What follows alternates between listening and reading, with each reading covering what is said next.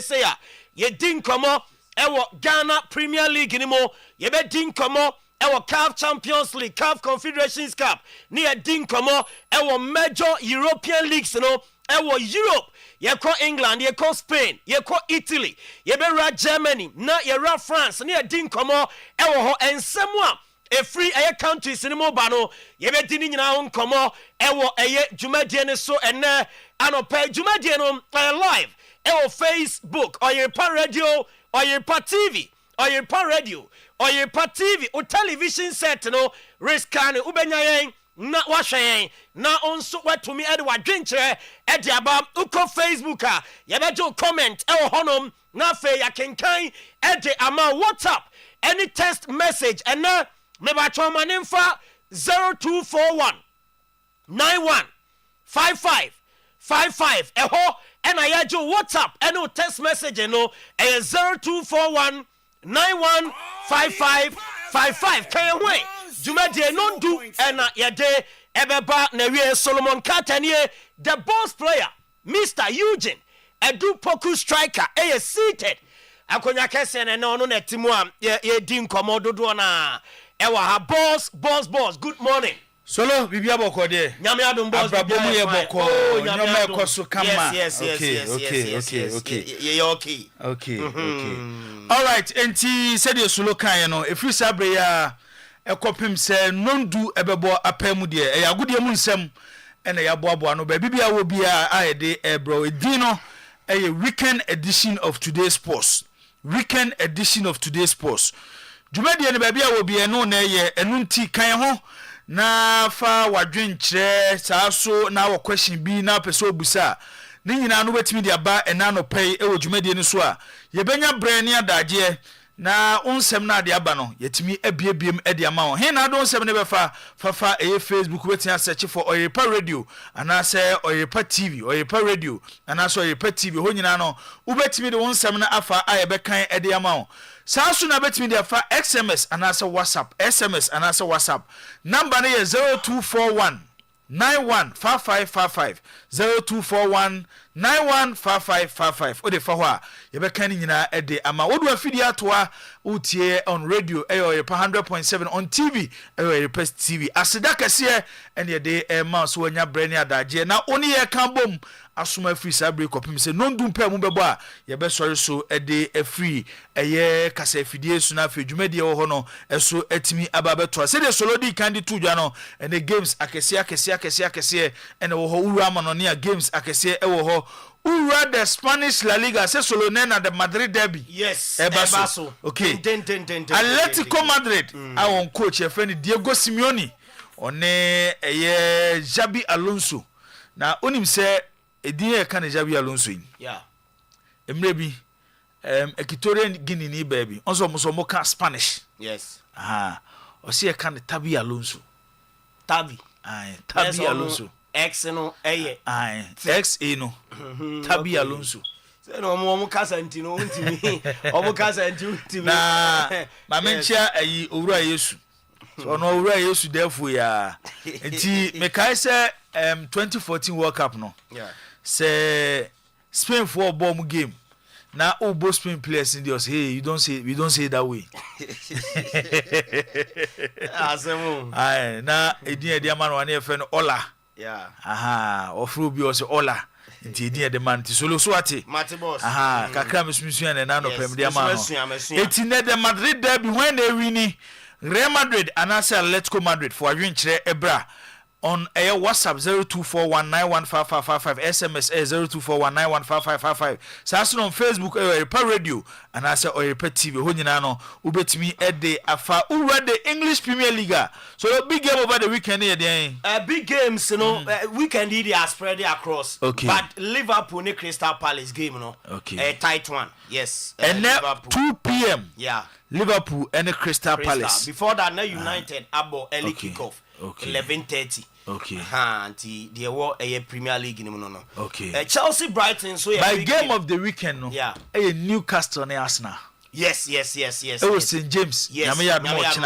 Yes. 3:30 and as I give no ebaso. Nti no so betimi de ho nsem aba ura Italian Serie A games ibaso ni nyina no. So lo de ho nsem ebetudwa and Juventus ebo against Atlanta na the big game over the weekend with the Italian Serie A. The meeting between Antonio Conte and Mas Allegri. Napoli any AC Milan game echina ebekoso ewo Giuseppe Meazza na se San Siro ni nyina no Solomon Kata atenase a wode ho nsem ebe be rather German Bundesliga Hurricane yesi okra Ballon d'Or form.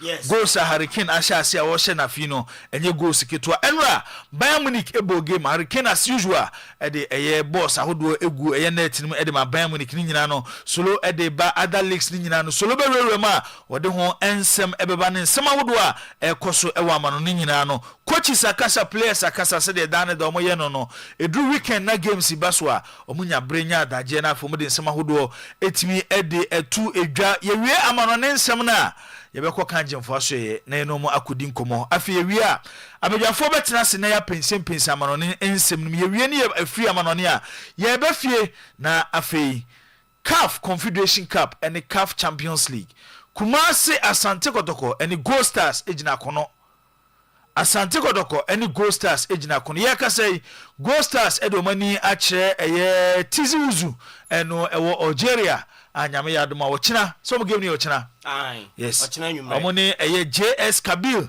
ene di ACN ewo eye Tizuzu saso na Asante Kotoko sabreka so mo Abiokuta omo ene Kwara United ene di ACN sports lawyer Baba Isa epiem ewo eye Abiokuta chese de bekoso ewo game ne ewo dwumadi nso nyina no yebedi nkomo e de afiwa homa na ni hwamo so a ye de ni ebekire Algeria na yakodi nkomo ewo Algeria fa Gold Stars omokoduro no mahoboabo a nyame ya adom okina omudi wura game sa so na me edikan de atudwa se Kumasi Asante Kotoko omusu game omo ebo no nyame ya adom okina ne bewura ho na yedi nkomo bebre na ewo ho enye ho enkwane nsema wofie de eba enra Ghana Premier League etwaso Hazo Folk etena fie ehye eye 11 wonders ekaba ko mo entimi anti ehun nsem ha ayebedi ho enkomo weekend ni games ebeba so ene wodwani ekire doma Aduana Stars etena fie no ne Swodro All Blacks ede esie ni saso ena nyame ya adom okina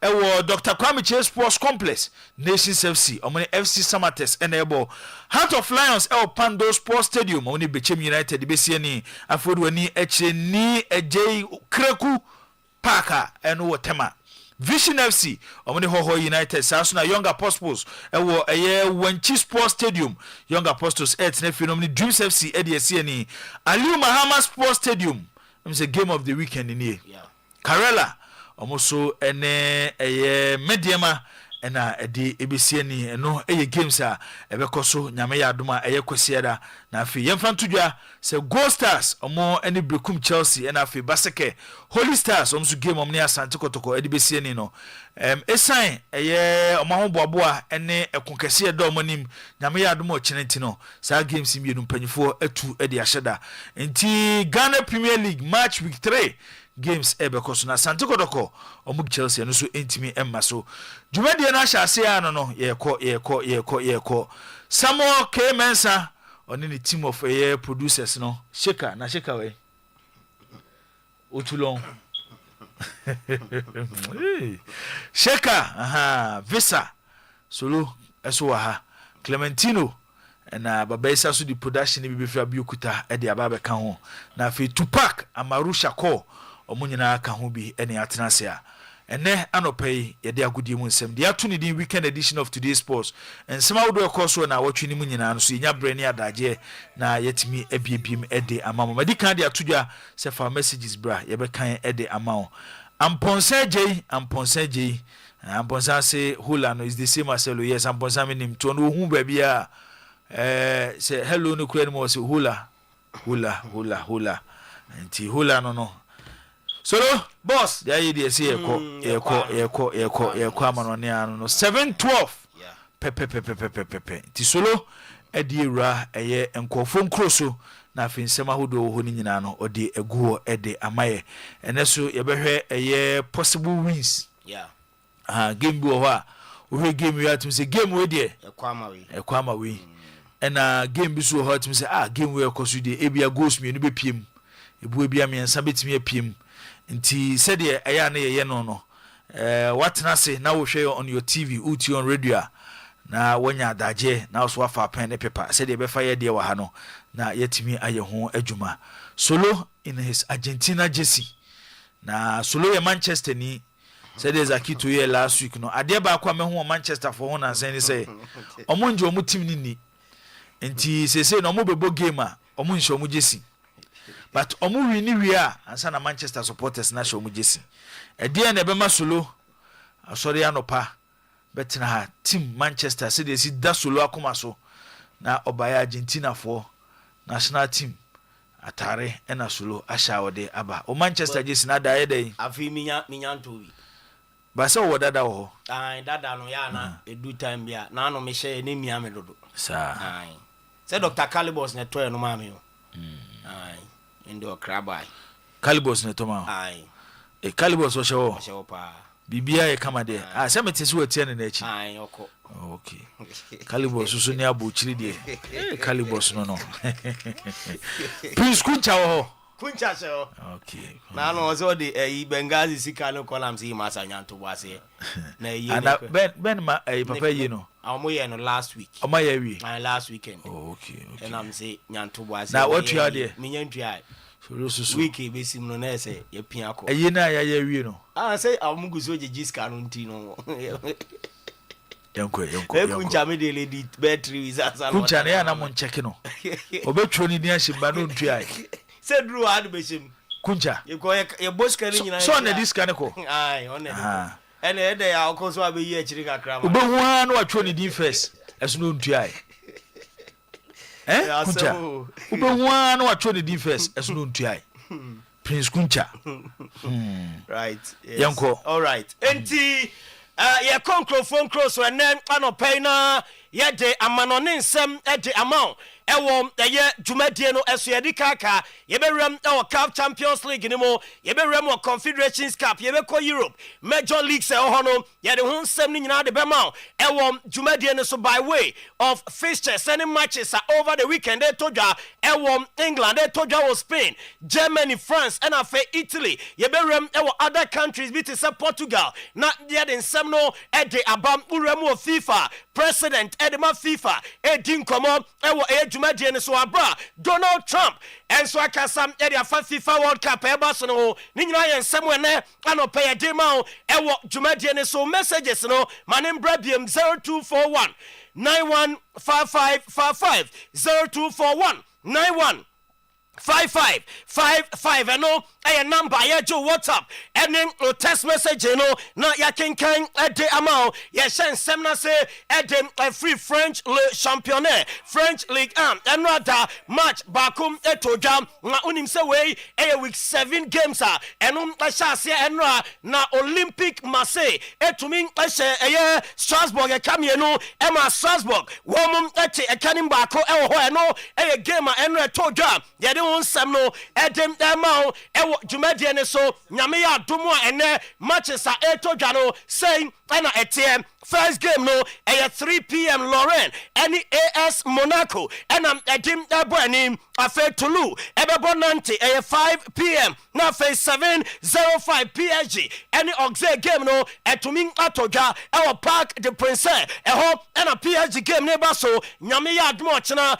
OGC Nice ebebo Paris FC Angers ebebo Brest Lille Metropole ebebo Olympique Lyonnais Met ebebo Le Havre afa Rennes ebebo Lens enom games etodwa nyame ya adomo kwasiada ewo French League animo wurem ewo French League table na after 6 game weeks tima odikan no Olympic Marseille Boboko no 12 points Monaco tosumieno 12 points PSG tosumiensa 12 Olympic Lyon tosu 9 12 Strasbourg tosunum 12 Lille Metropole tosunsia 10 RC Lens tosun so 9 Rennes etosun 8 Toulouse etosun Cro 6 NFA Auxerre etosu edua womum nso ewo 6 points ewo French League table no esom afa goalkeeping race no me ba cho say enam etie ɛwɔ French League animo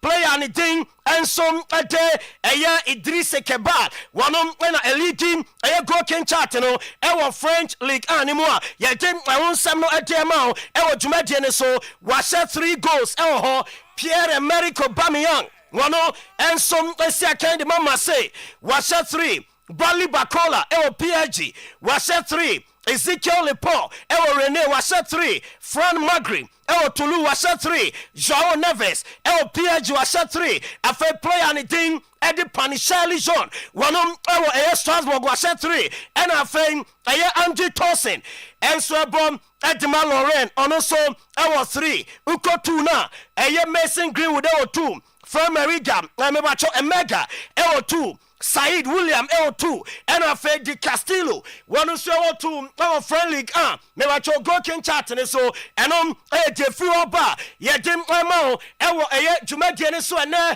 anopai ye rem ewo German Bundesliga ne mo na ye den sem kakra fi German Bundesliga ne mo adem amount ewo eye show ne so ni nyina ne se no da Bayern Munich boboko no Womo enam ati French League anano na mebacho Bayern team no enra niema ekoye ma omo ema womo ehye ekannan ewo French League ani mu ana chese enya sem keto akra ewo ho ni nyina ne se Harry Kane ebo na 2 goals e de boy ema Bayern Munich omo ani Werder Bremen game no eba na wie na so ma win 4-0 ensom ewo sa game ni mu a ewo ensem na eba na anopai ewo eye dwumadie ne so afei ye hwe game sam na eto dwam ewo eye German Bundesliga ni mu ewo eye Germany the team ani say 1:30 p.m. games we nyina eto dwam Heidenheim ebo Augsburg Mainz 05 ebo Borussia Dortmund St. Pauli etnafie one Bayern for Leverkusen ebo Wolfsburg and RB Leipzig ebo 4:30 mebachom ya Borussia Mönchengladbach wom any entry for game no enom na etoja ewo German Bundesliga ni mo a ye de won sam na de ma ewo dwumadie ne so nyame ya adom ochena match se etoja no Freiburg ebebo Hoffenheim FC Cologne bebo Stuttgart na fe Union Berlin abo Hamburger SV ewo Bundesliga ni mo a enom by way of features oko standings na Mebachom after 5 game weeks say and a German Bundesliga table no etie Bayern Munich woman ekuta 100% record one more 15 points Dortmund tosumi no one more 10 points RB Leipzig tosumi and some one more 9 FC Cologne tosu 9 one more 7 St. Pauli etosu no more 7 Eintracht Frankfurt, Etosunsia, 106, Freiburg Tosson so, 106, VRB Stuttgart, 106, Hoffenheim Tosson Crow, 106, Union Berlin, Etosu 2, 6 points, Bayern for Leverkusen. Last 2 seasons, no G League, Edge City now, so first time in your dear, Team Leverkusen, Etosum Dubako, 5 points, yet Daniel Chilem, Ediamau, Jumedian so, top scorer chart, guess you, Harry Kane, and a decline. 10 goals from 5 games. A fair player on the day, Eddie Sank Ozone, Eintracht Frankfurt, 4 goals. A player, Niding Ade, Isaac Cancer, 4 goals in my Union Berlin. Sayu Gurasi, Ewa Dortmund 4. Luis Diaz of Bayern Munich, 3. Sergi Gnabry Bayern, 3. Michael Olise Bayern. 3. Outstanding Freddy Hoffenheim. 3. Patrick Schick. Leverkusen and also 3. Honoma. Yede sam no adiamao German Bundesliga animum ene anopay ye 27 so Italian Serie A animo na fe ya show matches eto jam over the weekend Italian Calcio Serie A animo Italia ngame fan tuja ese nyame ya adom ene na games no ehyasie Como any Cremonese game no eto jam 1 p.m. and a sad game no ebaso afe Juventus any Atalanta one game no ebaso Turina and said and some night here Jumadie so nyame ya adom ene ya no Cagliari one Inter Milan ɛna ɛbɔ 6:45 ɛna saa game no ɛba so nyame yɛ adom a ɔkyena Sassuolo Udine anɔpa 10:30 AS Roma ne Verona ɛbɛbɔ 1 p.m. Pisa ɛne Fiorentina game no ɛyɛ 1 p.m. Lecce ɛne Bologna ɛyɛ 4 p.m. ɔkyena afei AC Milan ɛne Napoli wɔn game no ɛyɛ 6:45 ɔkyena nwummerɛ dwoada matches mmienu ɛna ɛtɔ dwa Parma ne Torino Genoa ɛne Lazio game no ɛno nso ɛyɛ dwoada ɛna yɛde ho nsɛm no ɛde ama wo ɛwɔ ɛyɛ dwumadie ne so wuram ɛwɔ ɛyɛ Italian Serie A table ne so a after 4 game weeks Napoli dikan wɔn ɛwɔ 12 points Juventus tɔ so mmienu wɔn wɔ 10 AC Milan tɔ so mmiɛnsa wɔn wɔ 9 AS Roma tɔ so 9 wɔn wɔ 9 Atalanta tɔ so nom wɔn wɔ 8 Cremonese tɔ so 9 8 Cagliari tɔ so nso wɔn wɔ 7 Como ɛtɔ so 8 wɔn wɔ 7 Udine ɛtɔ so 9 wɔn wɔ 7 ɛna afɛ Inter Milan ɛtɔ so eduhyɛne nso ɛsɛ Inter Milan wɔn abɔ 2 games pɛ ɛwɔ Italian Serie A ne mu a wɔn ɛtɔ so edu a wɔn ɛwɔ 6 points ɛwɔ hɔ a yɛde ɛno nso nkɔmɔ no ɛde nkpama ɛwɔ dwumadie ne so mebatwɛ wura ɛwɔ goal scorers chart no a say ɛnɛteɛ Christian Pulisic AC Milan wɔ 3 goals Marcus Thuram ɛwɔ Inter Milan wɔn nso wɔ 3 goals Kristovic ɛwɔ Atalanta wɔ 2 Nico Pass ɛwɔ Como wɔ 2 Andre Belotti ɛwɔ Cagliari wɔ 2 Hakan Çalhanoğlu wɔ Inter wɔ 2 Kevin De Bruyne ɛwɔ Napoli wɔ 2 Charles De Ketelaere ɛwɔ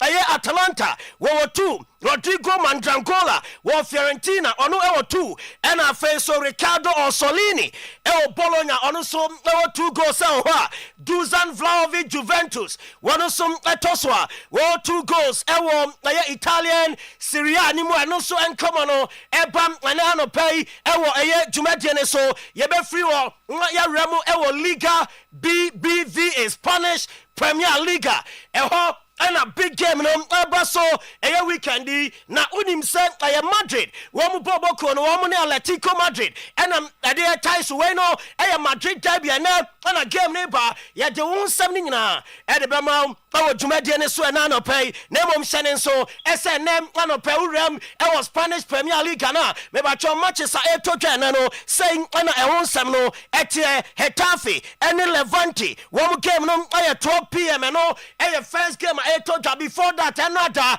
na Girona ɛne Espanyol wɔn de aboa nneɛma game no apai 0-0 enti Girona ne Espanyol game a eto dwa enra first game when Spanish La Liga nim no 0-0 and area 12 p.m. Getafe ball Levante Atletico Madrid any Madrid game no basom Metropolitano Stadium 2:15 p.m.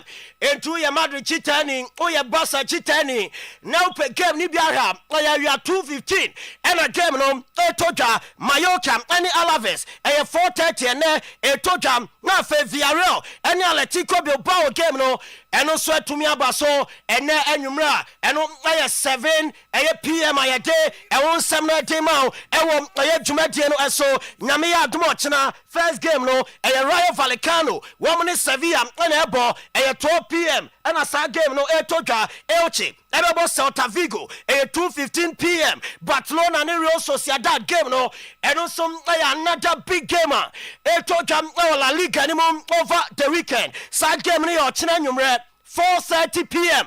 and a Barca and Real Sociedad game no toja Nyamiyad Mochina and number 7 p.m. Betis Osasuna na fe Valencia any Real Oviedo game no abaso Nyamiya Dumua Ejuada ewo Valencia omo mestaya ho na game no toja I won some no eba standings after game weeks makomako ensia ewo Spanish La Liga anymore Madrid woman na edikan 100% record Madrid about 6 games. Woman winning 6. Barcelona etosumino. Woman was 16. Madrid was 18. No. Barca was 16. Villarreal tosumiensa. Woman was 13. Afe Espanyol etosu 9. Woman was 12. Elche etosunum. Woman was 10. Bilbao tosunsia. Woman was 10. Hetafe tosunso. Woman was 10. Atletico Madrid etosun wache. Woman was 9. Betis tosun kro. Woman was 9. And Afe Alaves etosu edua. Womo ewo 8 points ewo Spanish Premier League anymore. Ya je won sem no ade amao ewo eye dwumadie ne so woko top scorer chart na we de ni kwan so busa kra ni nyina ne sa fi former eye Kylian Mbappe ewo no enya form kitu akra enso our Madrid womo eboboko ni mo Mbappe from 6 games or 7 goals LED pichichi table no afa player ni ding Ayon, Levante, 4 goals. Julian Alvarez, Atletico Madrid, 4. Ferran Torres, Barcelona, 4. Vedrat Muriqi, Mallorca, 4. Vinicius Junior, Madrid, 3. Rafinha, Rafael Diaz Beloli, Barca, 3. John Buchanan, Villarreal, 3. Hugo Duro, Valencia, 3. Borja Iglesias, Celta Vigo, 3. And Robert Lewandowski. And so Barcelona, 3 goals. Spanish Premier Liga. Top scorer chat and also come on Ebam and then pay Jumadi and Safe Yeberum the English Premier League. Now yet Dinkomo Kakra Premier League anymore. Ninyani Sanyamia Tumwene matches Saudopi and Etoja na first the Edikan Crano Brentford and Manchester United and Ebo and pay 11:30 and a sad game no Etoja. Na de tiane say ya din komopi ebe free sa game ni mo diamao ena no pay ewo aye dwuma de ne so other games are toja ewo the English Premier League ni mo no 2 p.m. and a game so anyina no ebe kick off ewo the EPL ni mo nyame ya domo a Chelsea any Brentford game no eba so 2 p.m. Crystal Palace ewo Selhurst Park wo mo train Liverpool 2 p.m. Leeds United, any Bournemouth, 2 p.m. Manchester City, any Burnley, 2 p.m. Nottingham Forest, any Sunderland, 4:30 p.m. And after last game, I'm able the English Premier League, Tottenham Hotspur, Woman, any Wolverhampton Wanderers, and a 7 p.m. And a sad game, Toja, Tottenham Hotspur Stadium, and a soon come up, Nyamiya Dumwa Ochina. Matches Barcelona Senenso esa first game ebetoja ochinano Aston Villa Womuni Fulham 1 p.m. Newcastle United any Arsenal 3:30 p.m. Everton any West Ham United and also 7 p.m. where games toja the English Premier League in my Daniel Mamau Jumadiane so na anopay afei ye real major leagues anymore yemra bibrem Africa matches Saudopi CAF Confederations Cup CAF Champions League matches baso na Africa na uram matches ni ma yebesha ase CAF Champions League ni mo na afei ya cho matches baso na CAF Champions League ni mo Africa na we no matches no AAP selected ones and medem amao aya Jumadi ne so and matches no Asas any Ijo Noah Ebo Black Bulls Ebebo Leopard Orlando Pirates Ebebo Lioli FC Silver Strikers Ebebo Goko Plus Woman Madagascar Afe Saint Eloy Lupopo Ebebo Al Marik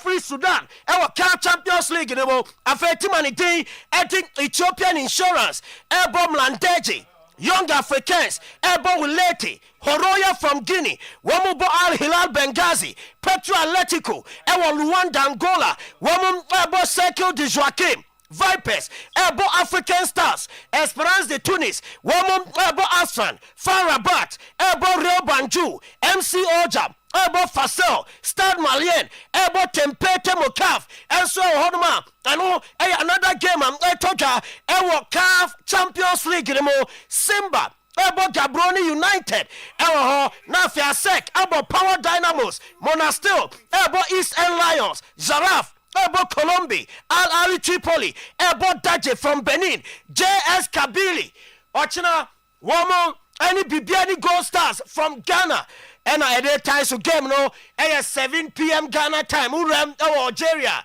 9 p.m. Masa Crawford de Bibiani Gold Stars ko Gina Wom also call Algeria 9 p.m. Saturday Masa and from Annabelle Bokakra now we say yes Africa and Obono I know by way of CAF Champions League matches and yimum came out and Jumadian so and Anopay Wuram CAF Confederations Cup anymore. Maybe matches at Toja, our CAF Confederations Cup anymore. Yet, you know, some I won't samurai them out. I had to make any sodia. Nature say, I son take Kotoko. Woman Kora United, ever ball, side game, no. Aya kwesiada and also toja ewo hono yete ewo samna tema ewo aye tumadi ene so yababa na matches a Confederations Cup toja no yayimu kakran na ya den amao ewo aye tumadi ene so ene anopai ewo Oyerepa 100.7 show no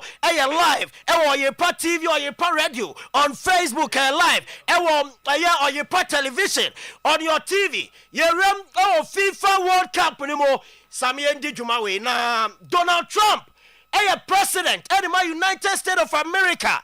We didn't come on. Na Donald Trump say FIFA World Cup 2026. Ebano one of the onion shehanya sa Ghana Premier League in penny for pitching ya. Na ye kosia kai wasuno wasi pitches a my stadium so my SC games United States of America. Say do ho. Na stadium nenya on found so na ye senator and na ye sports one and a pitch no and a stadium no ewo state wobema FIFA sa stadium na free enti pitches anya no Donald Trump say bo 2026 yensi akan ho FIFA World Cup nim emfa o SCU omo eso be host games no ebi. Any city we think is going to be even a little bit dangerous for the World Cup or for the Olympics, where they have Olympic overthrow, right? But for the World Cup in particular, because they're playing in so many cities, we won't allow it to go to, we'll move it around a little bit. But I hope that's not going to happen. Donald Trump, president, at the United States of America, so be here from them on the GDMapa. As James in Drew on Sadiano, and some see our Honmano, and some more random, Ladia Tuja, Yatem, I won't come on that Yamao, I won't, I had to imagine Sumaminko, Italy. Namin King Komota Kram, Italy, Wabra, Mason, Italy, and some say, at every Juventus, woman, Bobo Conimo, Nam Juventus, and another woman, a financial report about Bonte, na Juventus, Yatuja, as a annual loss, no, as what na the 2024-2025 season and 58.1 million euros and only a car Juve woman boy season anymore yes Juventus kuta shares kakra no and paying for na dwane nyina so mo gidi SSCam di ramno and ya dey the resource etimomo yes Juve fa adwene SM be inject a capital of 110 million euros inside the team nim said e be ya e ka bia be che no be edim free no Juventus financial reporter and also to me to try another I dey won some no edi amount Jumadi ne so will come Inter Milan one more bobo kona so ya orani ding ade Beppe Marotta oye Inter one more president was he say Syria animo ope player bakwa ono ye champion o say bakope player chese ura Syria animo e boni dia obia nim say we do ye proven winner was say Luka Modric tu yini free wa player bia ni ho a wo Syria animo a wo be ka say we dey o ye winner e wo e league ni mo say we e chese league no aba from kakra and so e wo Italy no e ensemo Inter Milan one president Beppe Marotta wadi tuja ya demamo e wo ye dwumade ne so na anopai de tiam mani say Inter Milan one bobo kona so ya mame fan tuja ese coach and Dindi Christian Kivu was against Cagliari and the game and Tojano were arrested Denzel Dumfries. Now for the Matteo Damien Abeshem Ninyani said Denzel Dumfries a idea opra kakra entino break kakra ba na fam ani plan entino wo mu yina sinchen no consider Matteo Damian no by way of team news eba Inter Milan wo mu ni Cagliari game ni mu ade and komono ma wo dwumade ni so wo kai say Juve wo mu adi Cristiano Ronaldo ka COVID brand na Juventus and to mincha players ni bi ka Ronaldo diano any sika na so pa Ronaldo adene nsam ni court besi na nya dia court no etumi age sika no adama Cristiano Ronaldo best 20 million euros woke kabo mo eka Juventus omo de Ronaldo over the period na me ya domo a court ne dia ba say January 12 2026 womu di ruling no ebeba womu di verdict ebeba efa Ronaldo any Juve womu sika semu a COVID time woman to me amfa man nti se court ne the verdict ba na se bubo Juve ayadia e wo se womu tia Ronaldo sika no enso edimo mu am yeje eno so nkoma no ete am o dwumade ne so yesu remu Juve so many Atalanta game no mbebo na asa yam sise kakra ho ni nya ne se be 7 games at Juve wo many Atalanta bom ewo Italian Serie A nim no enya dia Juventus ewo win in the last 7 games abom hu kakra yes the last time the old lady of Serie A bomb game eriti Atalanta win ya no 2-0 way back 2018 7 years down the line Juventus ni win Enfantia Atalanta wamwe bobo kona no ensom kakra free Juve any Atalanta game ni mo ebenano pay ewo dwumade ne so me call La Liga ni ma din komo kakra ewo ho yes La Liga empanyimfo ayo maje so mbe investigation anu adabra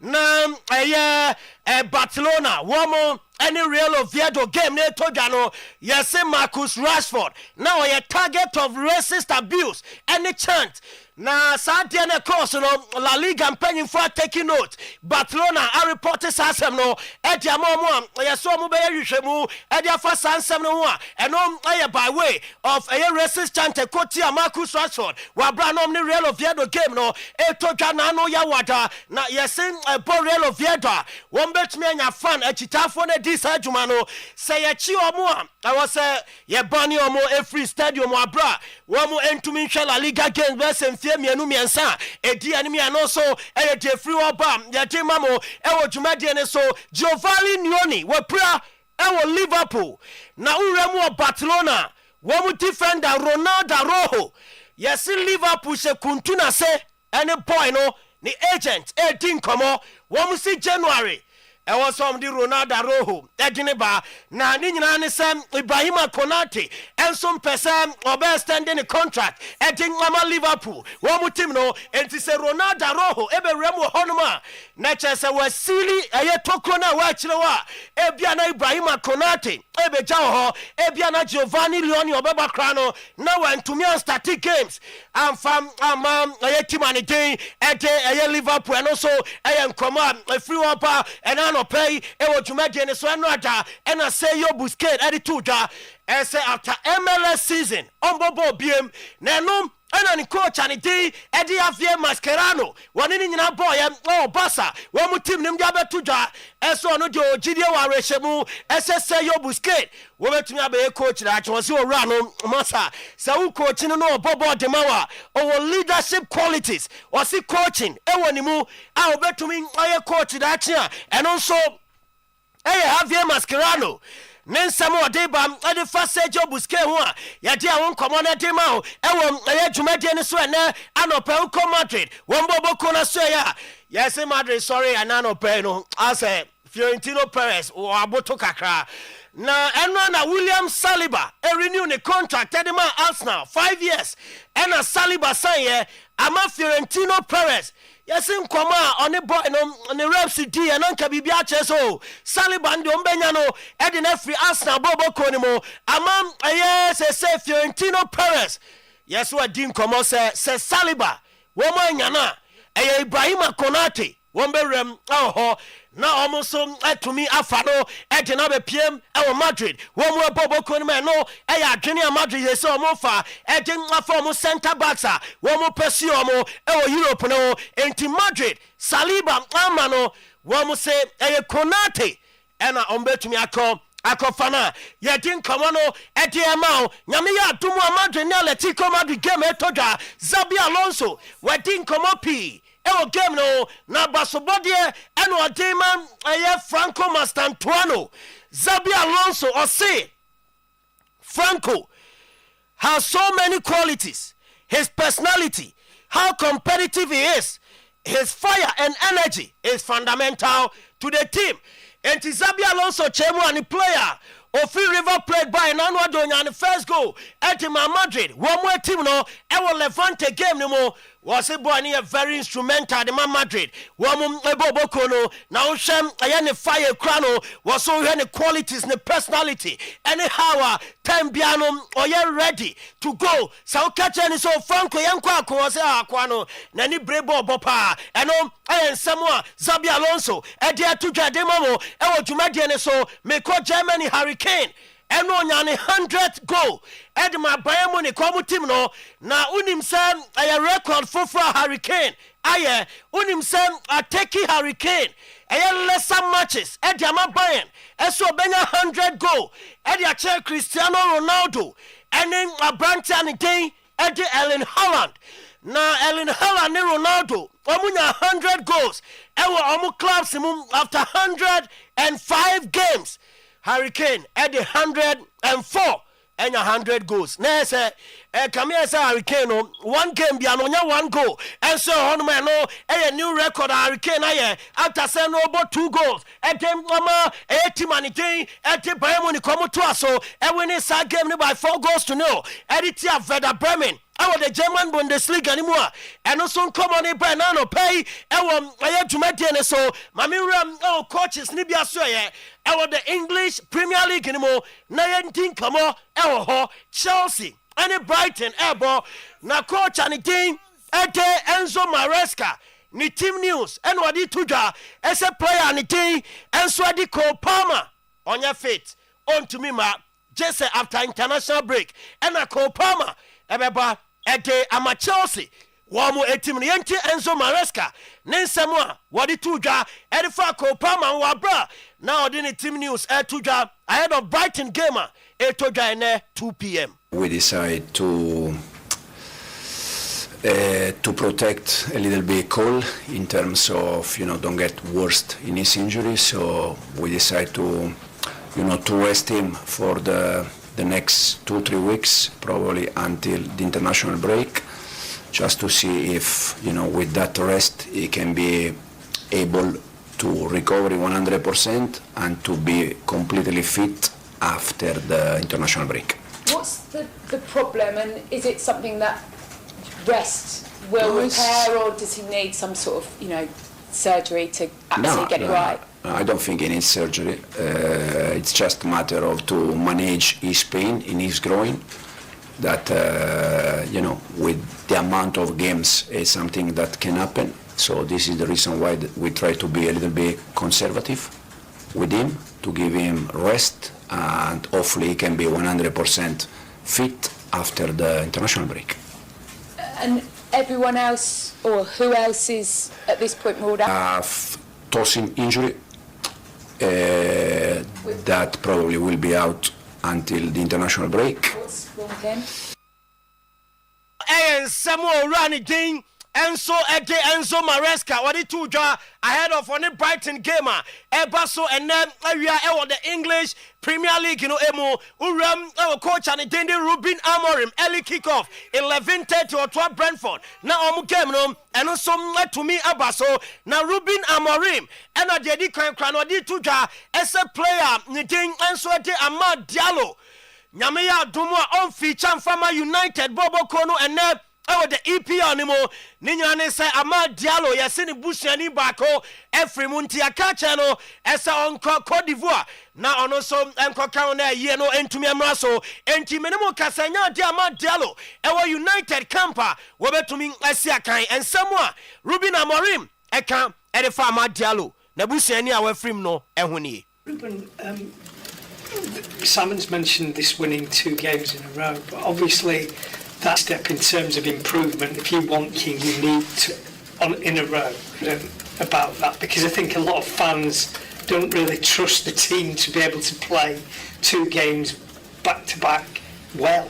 Yeah, that is the. I don't say playing well because I think we did that this year, but to say it's normal, the fans, they don't know what is going to happen the next game. And to be completely honest, I have an idea, but I don't know how it's going to be, and I'm the manager of the team.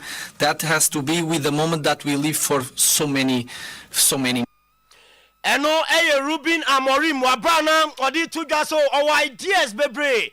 Ewo United wo mo ebobo kronim na mom wonim kwan am ebefa so a ideas na be ya adwuma ni nyina ne se wanya consistent ewo the English Premier League ni man fa United a be ideas bebre guni team no ahwa no antumi amfa ni nyina ama United wo mo ebobo ko na Ruben Amorim ne nkoma odi atudwa wa bro confirm ye ese no Sama Srai so na game no wo ye out Diago Dalu ebetuna returning at ama United wo mo ebobo ko na ye dia won sem no adiama ewo ye dwumadie ne so na anopay me ko Mikel Arteta na so ene ma dinkomo ho Mikel Arteta after sir William Saliba agitumu eso be extending a contract by 5 years at the ama Arsenal Bobo Kono na Arteta enra ne press conference oye odi tuja ese no ye direct with the player what catch a player ne se massa obesan anaso beko eno si player no e catch and say Dabi Minko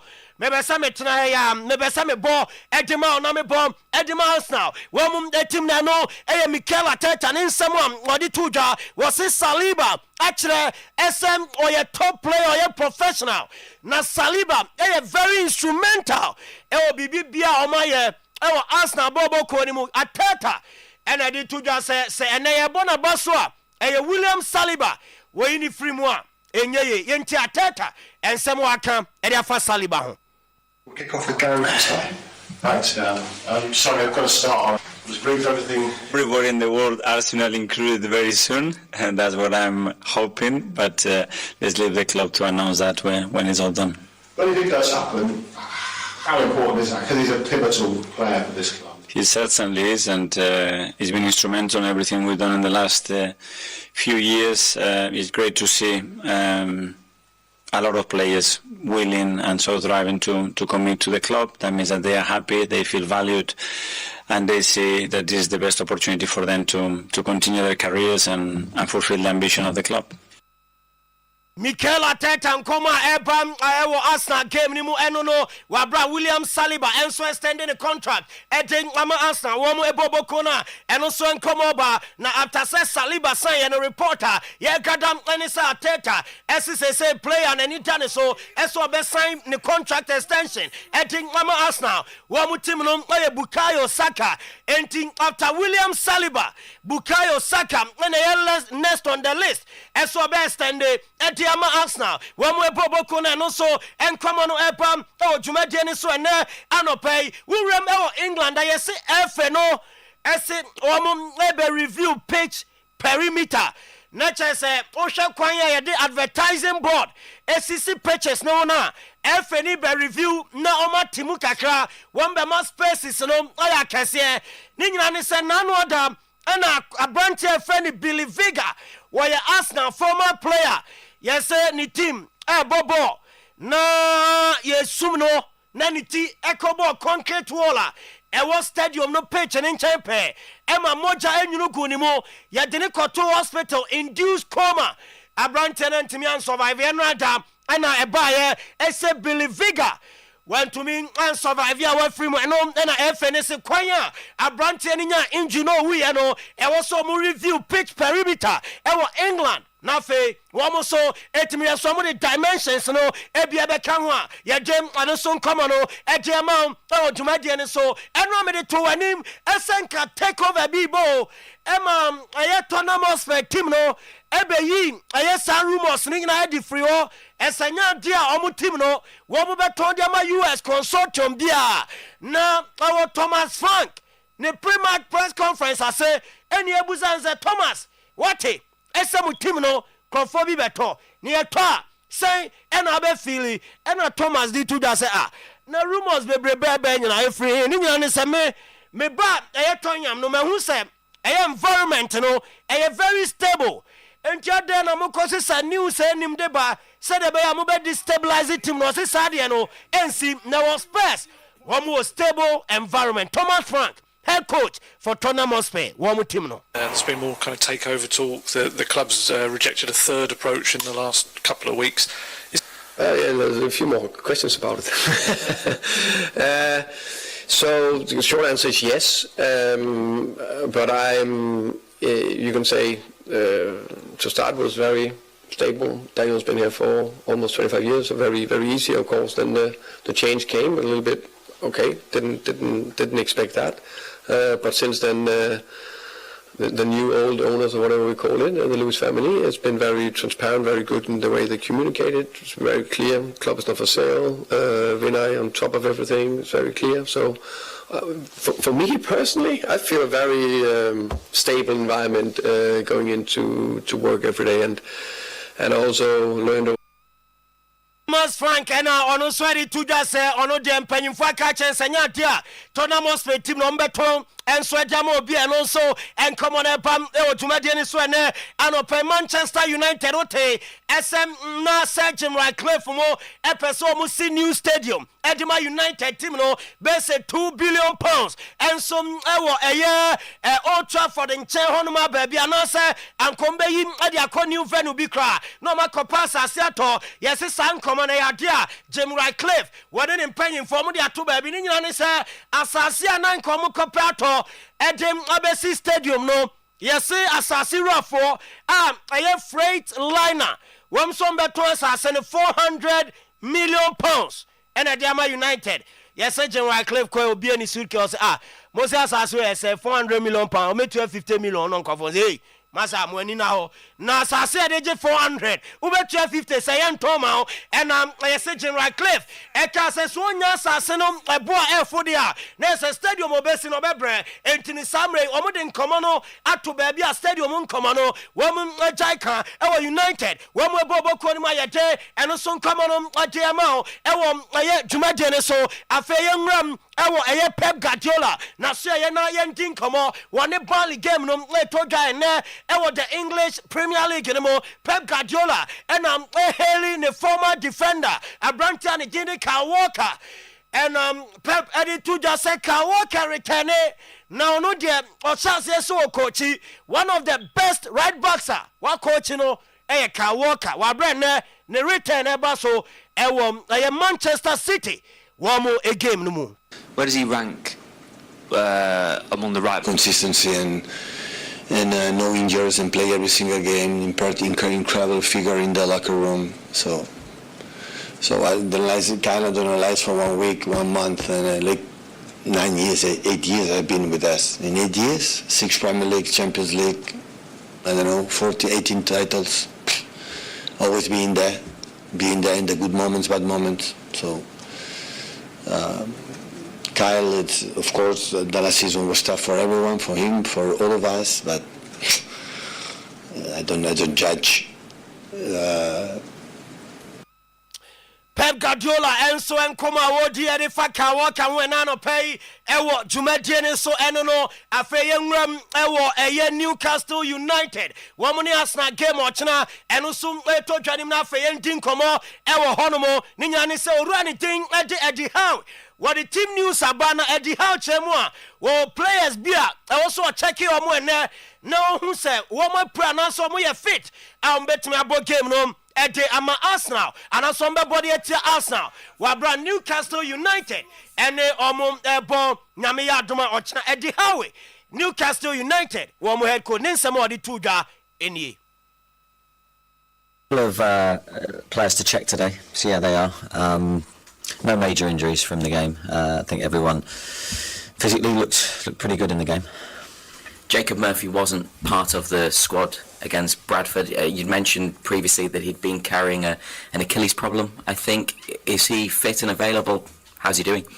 Yeah, he's doing okay. Yeah, it's an issue that we're managing. Sometimes with Achilles tendon problems, they're sort of ongoing and players manage them. We've had several in the past few seasons who've done that. He's sort of in that place where he is fit and he's available and has been. but maybe certain days he's been quite sore, so we just try to manage his load. And Jacob Ramsey hasn't been with you since the Leeds match with the injury he sustained there. How's his recovery going, and when are you expecting to see him back in your squad again? Yeah, I think his recovery is going really well. He's on the grass.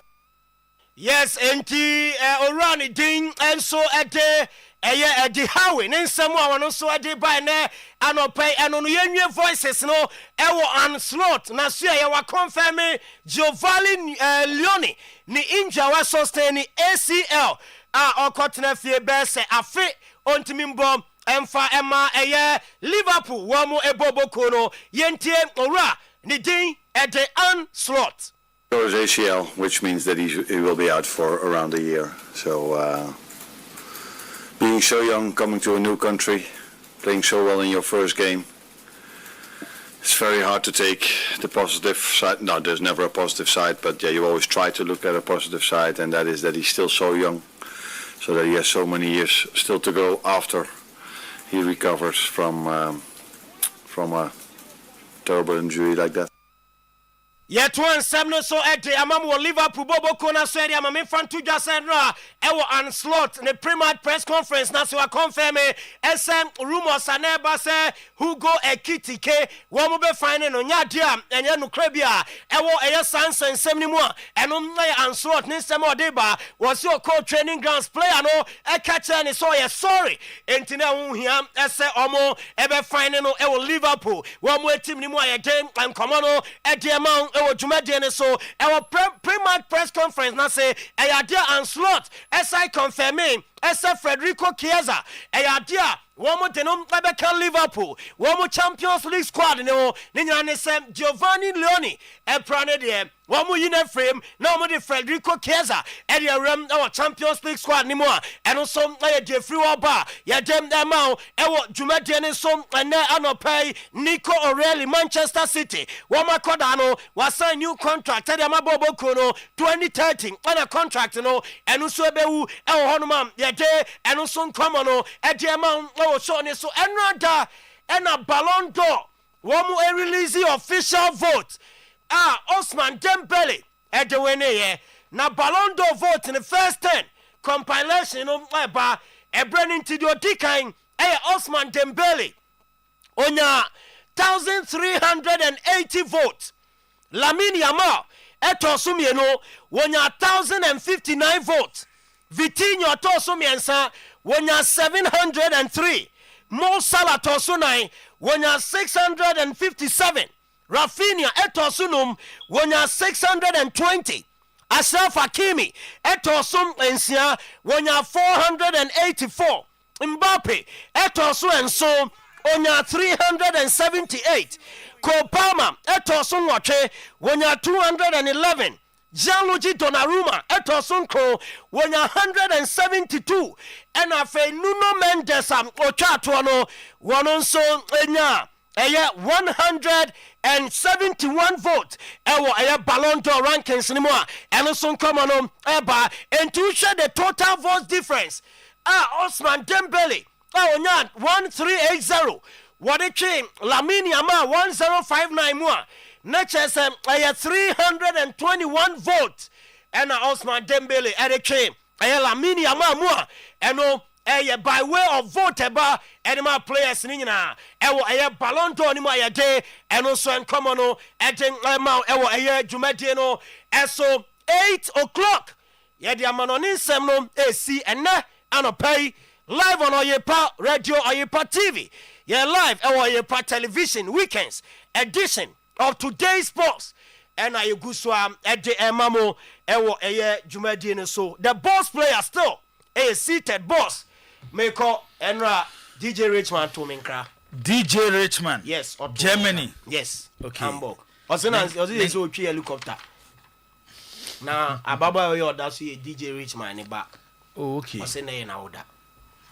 Ghana na Germany. Eno de wan chirim. Ba wo hwe pa de awe de Germany. Team ni ba ba no. Eugenia Akosia Krama enim. When I say me bad preoccupy. Yes, Eugenia Akosia Krama enim.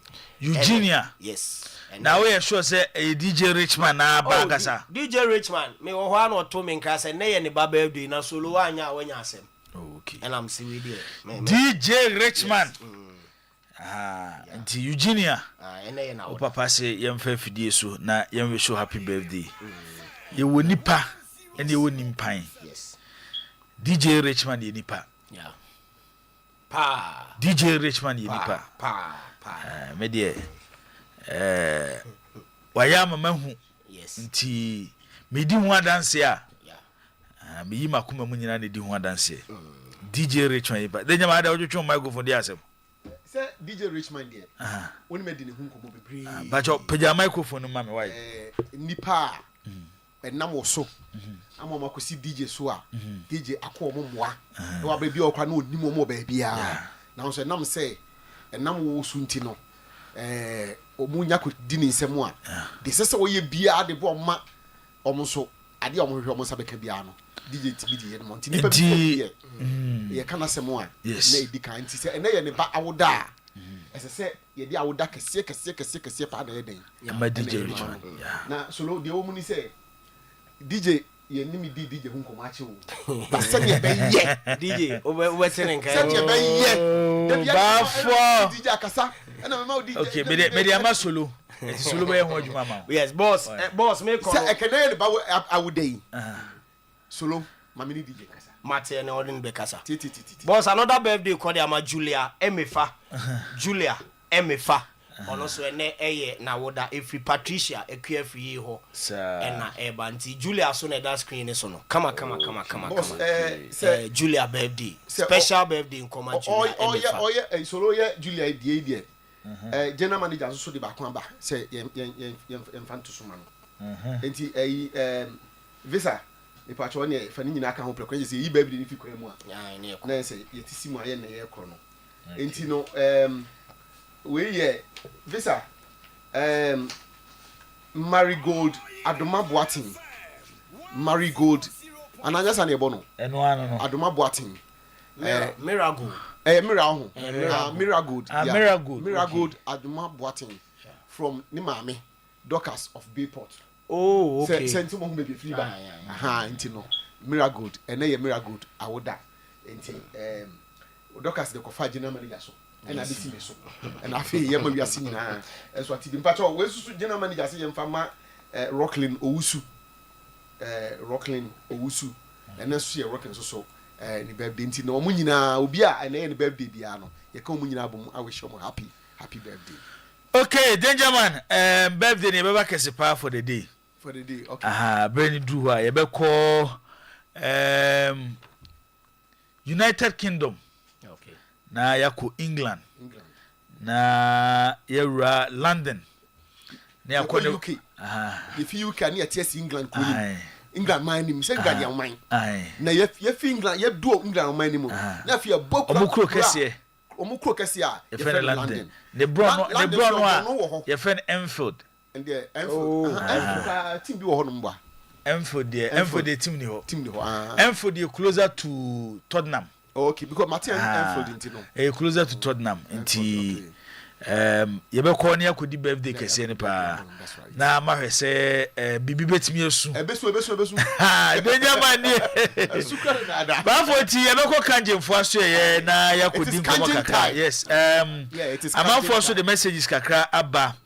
Ye be kan ewo dwumadi nso de ama o de obetimi de aba ebenya brani adaje na akan ni nyina e de ama o mahu se Real Madrid na Atletico Madrid match na manfo we interest mu pa nemom eye prof say my name is Prof Obonidin watching you live from New Adubiase or say more fire solo watu January into Prof yeda say we so eye hwan or say good morning I'm Evans from Accra. Please, I want to ask if Baba Yara is part of Kotoko squad. If not, why is he not playing? Say Baba Yara so pra. Baba Yara pra. So pra. Okay. We so I say good morning or your passports. Thank you for the great job. Keep it up. Today Chelsea will win by 3-1. Greetings to my lovely wife Angela Mensah. If we Solomon Asare or if we Western North. And this message we ede aba. We say I am Johnson watching you live from Yeji, Bono East, keep the fire burning. Okay, ono so the ode aba no.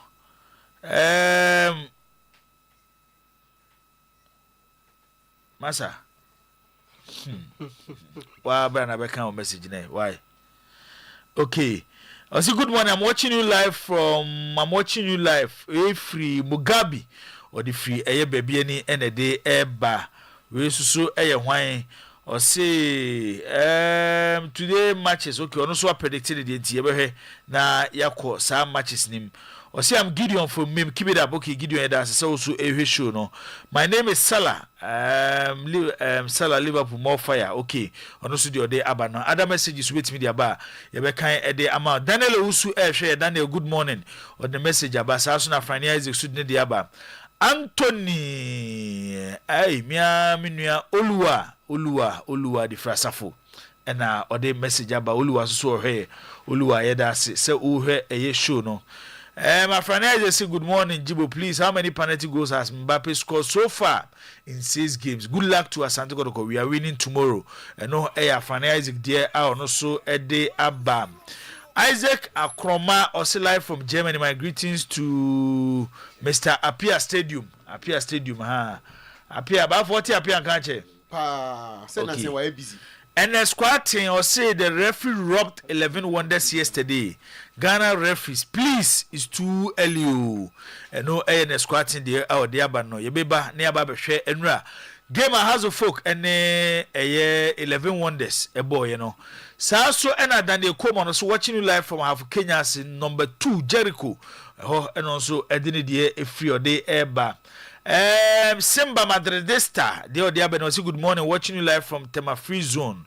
Atletico Madrid will beat Real Madrid will beat Atletico Madrid today, and I wish Asante Kotoko all the best in their game against Kwara United tomorrow. And also, Nedie our day Abba and no Oyibobuaten was watching you live from Nirbehi, wishing Kotoko all the best as we play against Kwara United. Fabulous, still the greatest. Greetings to Chairman Usu Bempa in Shaiso Oyibobuaten the and also Ede Abba and no Mame and show we watching you live from Italy. John Gabi Jr. also greetings to Abigail Opoku at Sokoban. And also a day the message no a free hour day airbar. Nana Kwabana Jama Prempe GHD or day Abeno say Ghana referees have started again no Atasa. No Nana Kwabana Ajima Prempe GH dear our day Abba no. Ambonse J medical account message no edada. Ira kanjin for so ye no mo akudi enkomo. Ubetimi do messages aba WhatsApp near 0241915555. Sasuna SMS 0241915555. Kanjen ye rama so ye. Anopa ye mo akwaba. Tawa nyame adom. Bibi aboko de. Enyome ekoso kama.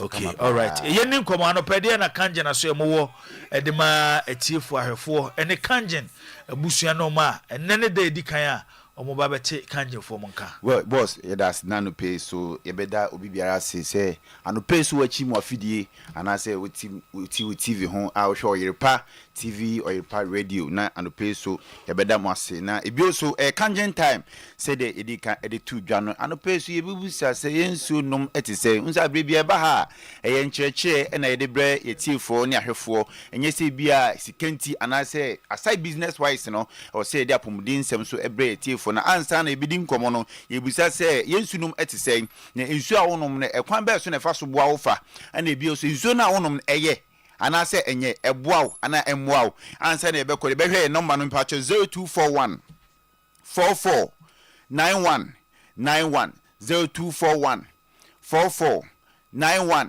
91 and 0507 37 94 74 0507 0507 37 94 74 me patcho we any numbers e bia utika mu wonam kwan na say o to ade obi store anim na nkomo e watie bi e bia edana wutie no o anya ne ye me patcho numbers ene da tudwa no ye wi obetimi afre e koso e kasa ne be koso ade numbers no e de atudwa na me bisa say yensunum etesei na ene o hwe oman Ghana imu a utimi say yensu ayenum nyina no yensu nyina etimi asei ye streams ye rivers ni nyina etimi ayebasa enti e kwan be so ene e fa say yesu enim yensu intensu obenom no also nsuo a also onum nsuo a also onum so nsuo na se onum nsuo bi akeke also onum nsuo a uwie a nsuo after say one nsuo wie no de apomdin ebebrɛ onipadua de ahoto ebebrɛ onipadua enye se onum nsuo na emom uwie wasa akɔfa yade esa de abrɛ onipadua na abrɛ obenum nsuo kura wie no ni nyina ne se onum nsuo no na o se ayaresa etimi eyodia enye se bia nsuo no eye duro da bi kangen energy quarter enye do na emom enam se oboade na nunuo ahyem kinanti no eboa esiesie onipadua ema honam kama ema onipadua ACPC ta ema o skin etimi kama eboa detoxify uyam enema asa enema o inside no anase o system no eboa detoxify ema enema sabi o se efru ni padwam efa oja na mu anase efru ni padwam efa odunsuo mu anase emfifle mu eba no o se ni nyina eje etimi eba na mebisa se ena o hwe ye rivers ye streams na enkane no na de bia meka se utimi edua entos wo mfikire ebetimi abokama obetimi atibia di ama enema nyina bibia entimi nyawo first no ye nkontomre ye nya adoa ne ye je nanum nyina no first ye fikire no na enkane no ye nana no mutimi sa enema nyina no enne ye busa se obetimi adua entos wo mfikire ana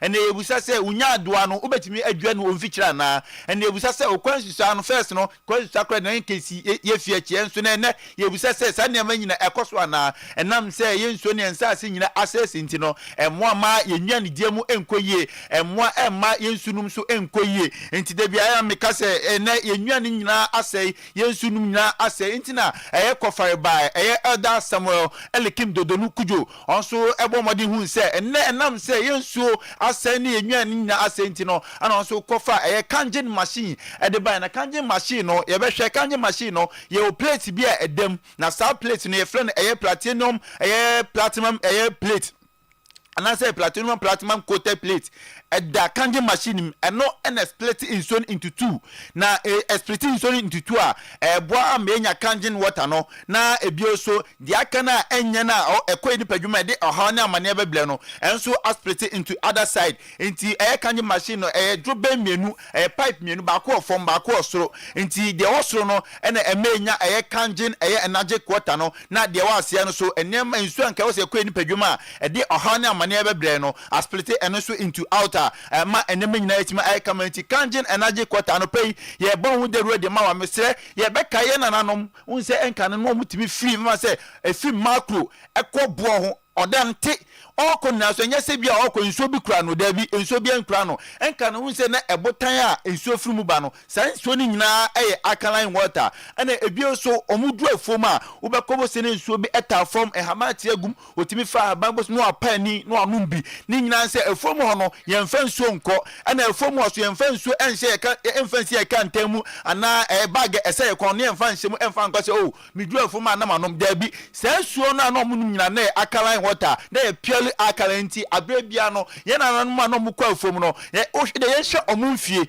na ye hye eye dwumadia no omudi enkane no ye na especially ye hye ye mema no ye na nam mema no no omutimi ware miensa mienu enye se meka se ne se ahoden ewo ho abrebia na ahoden sipi sanse enso omunwa na no mudi no na ni nyina kama eboa ema ahoden etimi ba eboa ema eye nipadua ACP esita na ni nyina no omukwa ba asumdwem na omutimi esa nyini che ema nema nyina de ekoyie yenhwe emamem so tete no emamem ema no na omutimi awoche omutimi wu ba ku mienu edu menum ensia awotwe ene ye kase ye mai omnyini du kakra bia no ma yemre na nyina nse yade wa enam nyanwa na yenya nwane pani yensu ayenom na enkoyie nti no eboa ema enyini ene ahode NCP ema yenipadua nti abrebia no bo se ye mam ene ye mai bo so nyiju kakra bia yade anko a na misisi enam kotoje ene bo se 20 years no complain was misisi da bi eni kwa se sa ne ma we nyina ba nti na e kan fo kangen energy quarter edema no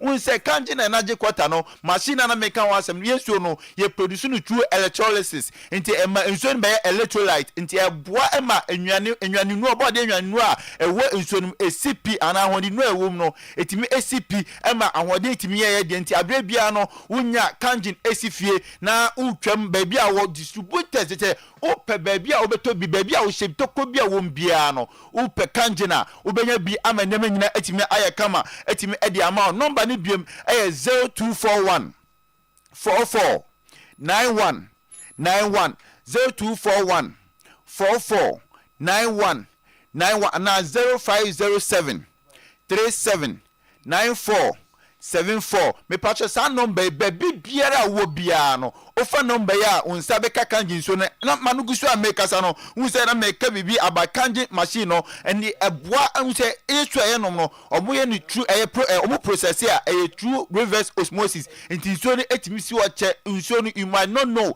say so esi wo for how long and I say esi wo for bosume say enti abre bia obanu so no mo say nso bo obeto na ase what sent bi oto awie o dey a obanu nso mo do by a comfort kanjin energy drinking water at the mouth momadia pensu nsu ahonuma eboama o skin etoso eboama detoxification etime adwuma se dem di kaka no unse onum nsu a abrebia nonuma o se unya nsu asopa wo nsu na onum no so enye se nsu no akofa nsu bi akeke se onum nsu na manya nsu manoma men twon da bi o se use ya na dwadidi ekura ni mpo no unya kanjin energy water enoma eboama digestion take place wa utimi say ayamtie entimi emma san say ye man se bi ye ma memo se bi omuko mfichi kroma ayena digestion etimi take place omuko jana bia se bi ayena entimi emmaye na nyina say ye kanfo kanjin e de ma eboa ma se bi o ko mfichi kroma etimi bayie emma nema nyina etimi kama ekoye de ma ye ma memo ana bia ye ma memo omuti dwom ana ye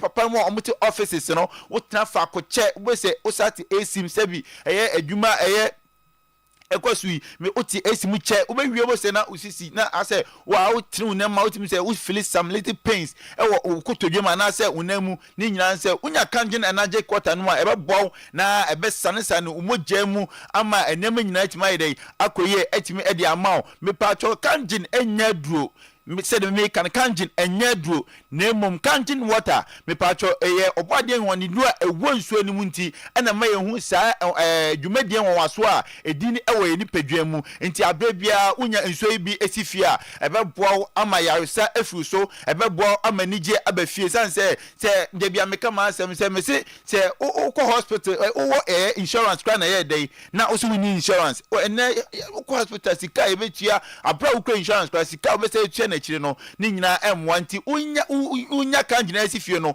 obua ayi saa yare wonna afifie ama eye enije etimi aye kama me pacho bomadia epe kanjinom ena bioso se ebia oye party oye wedding ana se oye year o bomadia efe kanjin ye number ye di tu daya me pacho 0241 44 9191 0241 449191 obomadia efre eye impo eye kanjin water number ya ede atudwe ya empanyimfo ne ubedi nkomo enhihye bia oho bia no obomadia ene wa hihye na ama enema nyina opese oye anase waye wedding o party ene enema opese oye opese odu picture eto ho ana eto eye sticker no na yede nsuo ede brew o waye ase o wedding ase o party ase a ni nyina kanjin water edi sa dwumade ni nyina ewo ho ana make say bioso pacho say unum kanjin water and fasude e woso de ebebrebe 1 digestion take place 2 un say eto bia otiwa o say ananse ni dia ni nyina no e say umogya ne ntimi ni afurusane e wo mu a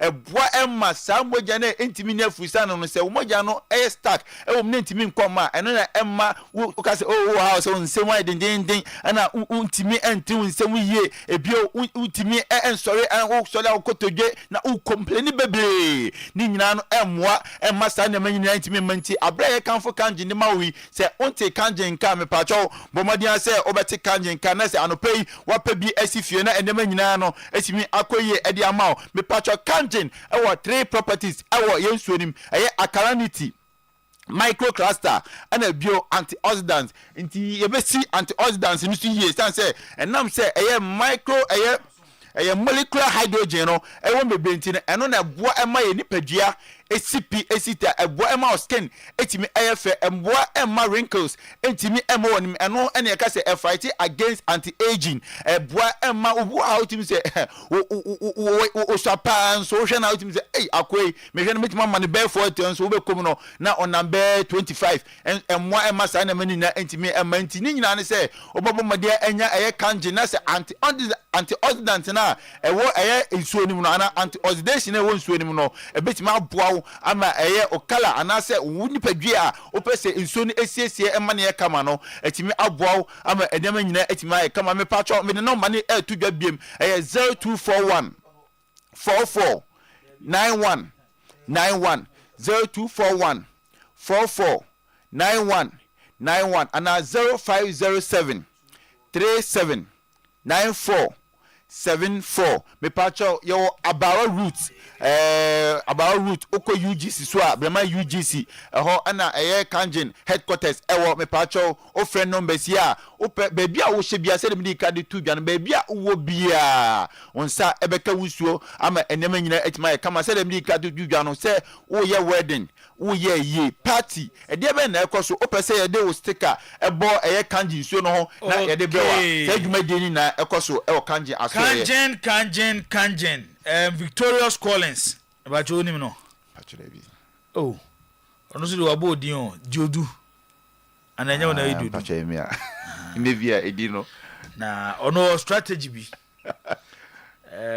se maso ye na moton kanjin no ono so oton bi ewo Cubes Unisex Barber Shop eno wo anomanyi fie mangwase aho na ewo na wiase na wo no aho wiase na wo no se amanfo tue sika be yo mo advert no on the day bi the bia person use skills no the fetch na odi na advert sa pepe but say no de matoban a chese untimi ntra no aba nti Victoria Collins ye de nam so de nam yi nam nti ese wo de nam eyinam na ja se de bia no opese ya no afrechi ofa wa gonya kokko emfa sa pepe okay etidio do ya dase dasene ye be se hia kanjin de eyinsu ese amanfo agya tumba bia nti diodu ena ye no edi nkomo efri kanjin aso ye ntoaso okay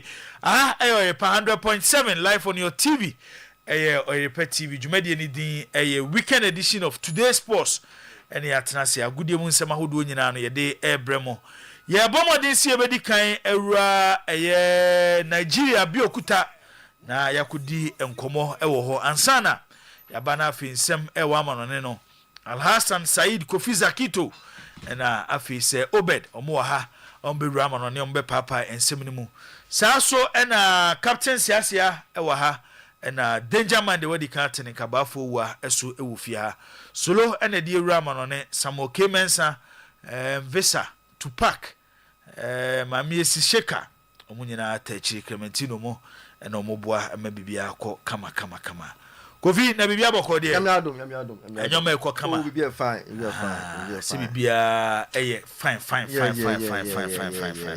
fine okay bolivia no okay baby ni so ye yamiadom eno me hu se me ne wodi nkomo mu se all this table we chire ho afidi hajo on se awoye oh bebri onse mami bia na ye ne ne te asafo na hotedin no awoye o se wubi hwe awoye te no amete na mani age okay and that's one show Manchester jersey ama oh there be say inside nuka so shot to aso sa ba ko o Manchester jersey ba ko se me ko afene me ko pe bia ka honti no as a new one na nina say last season there no last season after I'm this year, me compare this year there. Until last week, me share white no. The white so and shane sa. Okay. Until my body at all. I say ya na mo bebo mo match amusuru. Is the idea ba kwa Manchester supporters a minimum nyina ye ne say. Before mu game bi omu nsho mu jesi. Ba ye bo game ni wie pe. Na Manchester supporters are started show mu jesi. Oh yeah, say who and I shall mama. Next week. And I shall mama. Next week. Okay. Wow. Next week. Finally. Say nano pay. Be no siampe mu and sports lawyer. Free Ghana ordinary actually Lagos. Murtala Mohammed Airport. Free kutoka no dani che Murtala Mohammed Airport. they say mse akaka kra bi na oye adu abi okuta nti enche ebi raba ba isa so ye na yakudi enkomo so e de abi okuta jeni ofa no so me ba cho ayi same mo mpe ofa no so maye na ba bia ofa no so wo bia no o me ntene nka so simu ndo nyumre yes so simu ma se ndo nyumre me me kan sa na am so tu ewo enkran from chishemu de na so tu nkan ahomache no eye na ahomache na ordinary chi Lagos it say no say onu Lagos kwa na wo ya ben okeka ko otu ahomache onu Lagos say da wo Lagos okọ bi okuta otu ahomache dia na say ahomache o na ahomache ne kan o asa ba isa tu anopa da we baba isa de we plane ko ye for the no ko ye by road because of an intimi anso okay but still you insist say eso ko no so no be so ko anti onu ikro ke kan ben Lagos beni border no so baby anti ye no ofa no so ebedi nkomo na ya hwe ba a odru Bernardo Brimponya meba say he's afraid any times that Quito wears it they don't get good results no any dey out there aba no Zach Maminti way, yam have be abefa, ewo amano the games akese ewo over the weekend. The Madrid derby, yes. Ebaso ene, yes. Abra Metropolitano, Atletico Madrid tenefie. Na Real Madrid Asia, yes, we are 215. And afi Ura Premier League in Muswa. Brighton. To Chelsea was Stamford Bridge 2:00 p.m. na afi early kickoff Brentford and Manchester United afi already Italian Serie A so and the game kese ba ko ho Juventus and Atlanta na afi nyame yado mo china Milan and Napoli so e be ko so no china na so Premier League no no Arsenal to Newcastle e was St James and afi Ura La Liga no so Real Sociedad Barcelona games interesting games I'm say we can idiot so onya cook na onya obibia de sisi nchan na we enjoy games in the park because Sunday o kan early kick off until we turn for 11:30 we share games na to enumre na ode for honor ode La Liga no totoso o Internet Cagliari so na we share na we enjoy na odi atwaso ochina with some interesting games what Europa obetimi I enjoy ni na so e wo honom no and Bayern open gate no with emphatic 4-0 nze obede stress em say nra FI because nze o 69 sendra nyaman fa ese identify wa lotino Bayern e yuma kama and so papa no ho chire second half no ho chire papa but so we need 2-1 and first half no 2-1 until on second half no and Rio Vicente for no say why no the pressure pa on the first on boy see trouble just go on second half on by am take man 2-2 and nyame ya dom na VRG offside na fe umpu biasa na kana so mo take man it was an offside goal and I say oh say o man kasa so zagi to ko the same place in the uwe na wo bibi kan na wo so ba na waka why me ba cho Zach yanko ti ball touch and boys ni me show mo VR che pa o say sa offside na ye tight decision ni bi no e che pa mo go back and forth and the referee say finally offside na fi na boys a che we ni die the pressure second half no and I'm saying second half no papa chere say okwo ni dadam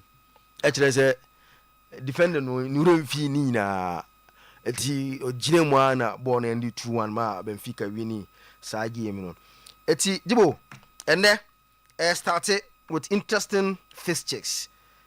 Started with the Spanish La Liga, the Madrid derby 2:15 na Atletico Acheampong Acheampong bobu for Real Madrid. This is in Ada Alonso. Anyane say yes, when you have a very good start. Very good start in terms of kwaya Alonso Efaso Edina Agro.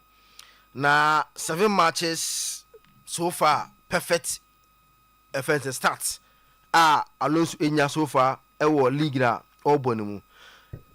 Eti if you compare it to Bobo Kwefo Atletico, the story enye the same in terms of how Atletico team etie. Na jibo Diego Simeone the kind of investment why our team no and I say for our team Edema Diego Simeone and the kind of resource onya no match it doesn't tally in terms of the quality that a one disposer and the kind of football and the results that he's getting at Atletico Madrid. Now, and over the summer, I don't hear he did a lot of businesses to improve the Atletico team, no? But most of them are not after first game where Alex Baena got injured after first game. Thiago Almada also got injured. Johnny Cardoso almost signing from Valencia to improve the midfield. So Real Betis also got injured. Obianim Almada, very good attacking player over there. No, or more attacking options. Also Epra. And then Thiago Almada, Johnny Cardoso are all out of the game. But the good news for them, they say Alex Baena on ball last week game, not or try bench, even though I'm 90 minutes not a bench. And for a player to sit on the bench 90 minutes, they say, coach, or at least they were being cautious about him. Quite of injury, because almost match day 1 against Espanyol, and we pray. Since then, on ball. And I want to believe, say, coach, Emma, Alex Baena try bench, or Bobby because not ordinary attitude for the Madrid derby. Senebeya Obey fully fit to play in the Madrid derby. And the good news for Atletico is that Alex Baena back in the team. Obetimi see akan Ediamo Ehoromna something good for Atletico Madrid. But once again, Alexander Solot is out with red card or suspended. And Zibo, so what's your team now? One thing is very clear. Say Umuyadni Edema Atletico.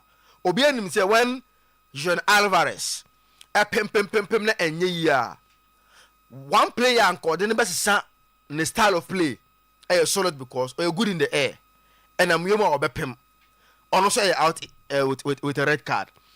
Then Thiago Almada out injured and Alex Baena is back. But Alex Baena one thing didn't I want me rely on him more. I say who's having a free injury ba. We are not even sure about the strength and what he brings in the team. And one area that we will look at it. But Real Madrid are feeling Alonso Amen will say in big games and I say important games that any bro you easily predict in the first 11. One, Obiano say Courtois na beda. England near pra and after the abe cover her when it comes to the big games. We say first now or rotating between Cavaya and Trent Alexander-Arnold. Not Trent about the most important games in the mano. The official na Cavaya abo. Buffett will print and Cavaya will play at right back. Obianin say in the big games now Bono or my Adam Militao and a partner Dean Hudson. Na Carrares about left back. Obianin say in the midfield quite watching the team no or Bo Abante Feno Shrameni Vavadi in middle 2. No about other goal in front of them. Master Antoine, Vinicius Junior, and Mbappe. This is a lineup of being away there. One thing about it, you predict Alonso's first level of the ball. Say a big game and it's the most important games. Kafena, Jude Bellingham, all cover small, also aero the team. And this is how Madrid will line up. A game that, what him say recently. Open games now a more draw because I think in the last seven games I'm winning about 5 ending a draw.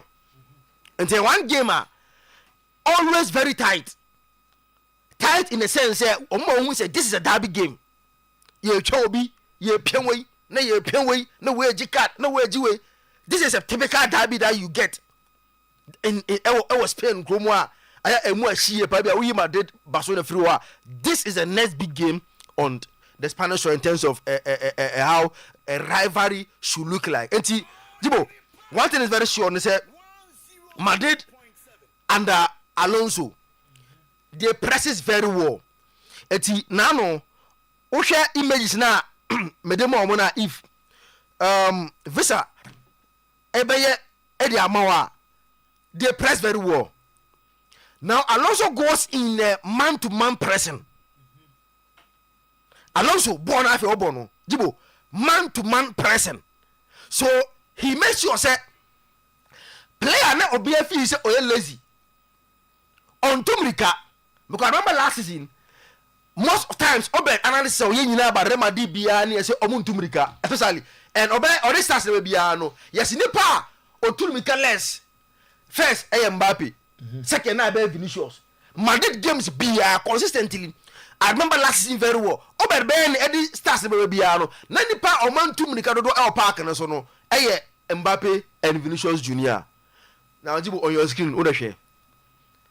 Where the Alonso from kickoff na a man to man person. Yet also. Now he's lucky to get players or more energy. That's it. They will show you Marseille in Real Madrid. Yes. The more recent Champions League game. Almost share 3-1. Yes. Okay, all right. So from starting na we ko Mbappe ko Vini ko obia Edimirika ko bi. Now lucky obi say Master Antonio because I remember say Visa Real Madrid supporter any Babeisa omunya Real Madrid for omo disagreement on Master Antonio. Visa fee said be winger the omo winger but Master Antonio no hu ni that is Visa. Babeisa say that be why Master Antonio will play every day and they say he runs a lot. It's one thing here. Even though on a lot of take-ons, but they are the man Alonso team and they say Alonso team they also be a Tumrika. Master Antonio runs or track it back or go not or press it. It's Master Antonio. He gives Alonso that presence on our team in the moon. At any time, Biano, you see Antonio playing. That is one thing that he has added. Now, clear identity from what Ancelotti was doing on your screen. Way from goal kick.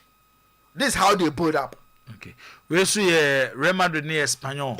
Under Carlo Ancelotti. That's last season. The way under Alonso. Alonso like in the build up. After pressing, no. More recent game boy against Espanyol. Yes. Yeah. That was last week. Yeah. It's where how they build up. You see the structure. Say now, build up. The 4, then the 2, Tchouaméni and Valverde. And the saying now. It's one thing is that when you is over pressing Real Madrid, you have to press them with 6 because 6 now. And started the build up. No. It's advantage that a woman is if you press them with the 6, you leave your back. Now be 4v4. Okay. 4v4 no. The problem is that you can't. One player cannot mark them. In Vini or Mbappe. And if 4v4 now, Madrid Benya on the other side no. You are in trouble because Mbappe in the back paint ninja so. Vini no, what the back you are in trouble. Now, Joe, after they progress the ball, this is a more attacking shape, no. Instead of it's a 4 build up, no. The back now tells in a 3 back. Because Cavaya will come back. Now they 3 back until Cavaya, Dean Watson and Militao. Okay. Then they maintain the 2. Now that can now could go anymore in the 5 attacking system. Okay. So the first one image now will show you here. Real Madrid started build up from their half. Yes. Okay. And only until the 2 center backs. Yes. Then their left back. Now the right back need pushing more. Then 2 holding midfielders. Yeah. But the 1, 2, 3, 4, 5. The 6th player now as Mbappe. On a drop no. Okay. Okay. That's how he praise. He or the creative space. No. It's a good image now. Where on my birthday we attack it. Move to Espanyol half. Yes. Okay. It's when they are attacking, they attack in a 3-2-5. Okay. So they push more men in your opponent's half. No. So then when they are attacking you, they will find a space because of what the numbers to do on half. No. They will find a space to get a player. Any pass and they are here too. It's a clear identity from what Alonso is doing at Madrid. Okay. And I think saying there, we share how Simeone is born now, and how Alonso have started very well against a low block Atletico Madrid. And side game say bina Adagula, Mbappe, and Vini importance be very key. Because a very low block, you need individual brilliance to break them. Passing, and Yajuma. And this is what low block teams, you know. What I share Madrid games on my board this season, you know. Last season, Jibo, Madrid in a low block team, no so no brapa. Wine, any year. But this season, go and watch Madrid against Osasuna. I'm finding a way to break them. Watch them against Oviedo. Watch them against Mallorca. And even Espanyol. They will find a way. Just last game against Levante. They will find a way to break them because almost our individual players now. They are able to create something out of nothing. No, on they are sure. A very, very tight game. But I think Atletico will score 1. Julian Alvarez to score. Then inform Kylian Mbappe, top scorer over the Spanish La Liga. Against a back four. Marcos Llorente, Nomad, Hancho, Gavi Galen. Yes, Mbappe to score. Until Alvarez to score, Mbappe to score. Now Real Madrid to win by 2-1. And see, I see a very tight game, but I see Madrid winning. It was a game last season. Both home and away now say ending a 1-1. Last season, almost home and away now ending a 1-1 draw. But I don't see that 1-1 draw repeating. But I see Atletico scoring, as I said, Julian Alvarez. I see Mbappe scoring for Madrid. The Madrid to win by 2-1. Madrid 2, Atletico Madrid 1 from Zakito. Yentuasu. Barcelona Sociedad. Sociedad enya a very good start. La Liga no. Was last season omo bre pa. And omo continue from where exactly they ended last season. And that is a problem from Rose Sociedad. I feel we. Whilst Barcelona omo ya scared against Oviedo. But Kwame Faso bounce back, and I think that gradually Rashford is finding his feet in the Barca team, and he's benefiting from injuries. You opportunity there, Jibu. It's about how you grab the opportunity. And injuries in the boy, he's grabbing the opportunity. And then Rafi is a super. Even though the Wonder Boy Lamine Yamal is returning.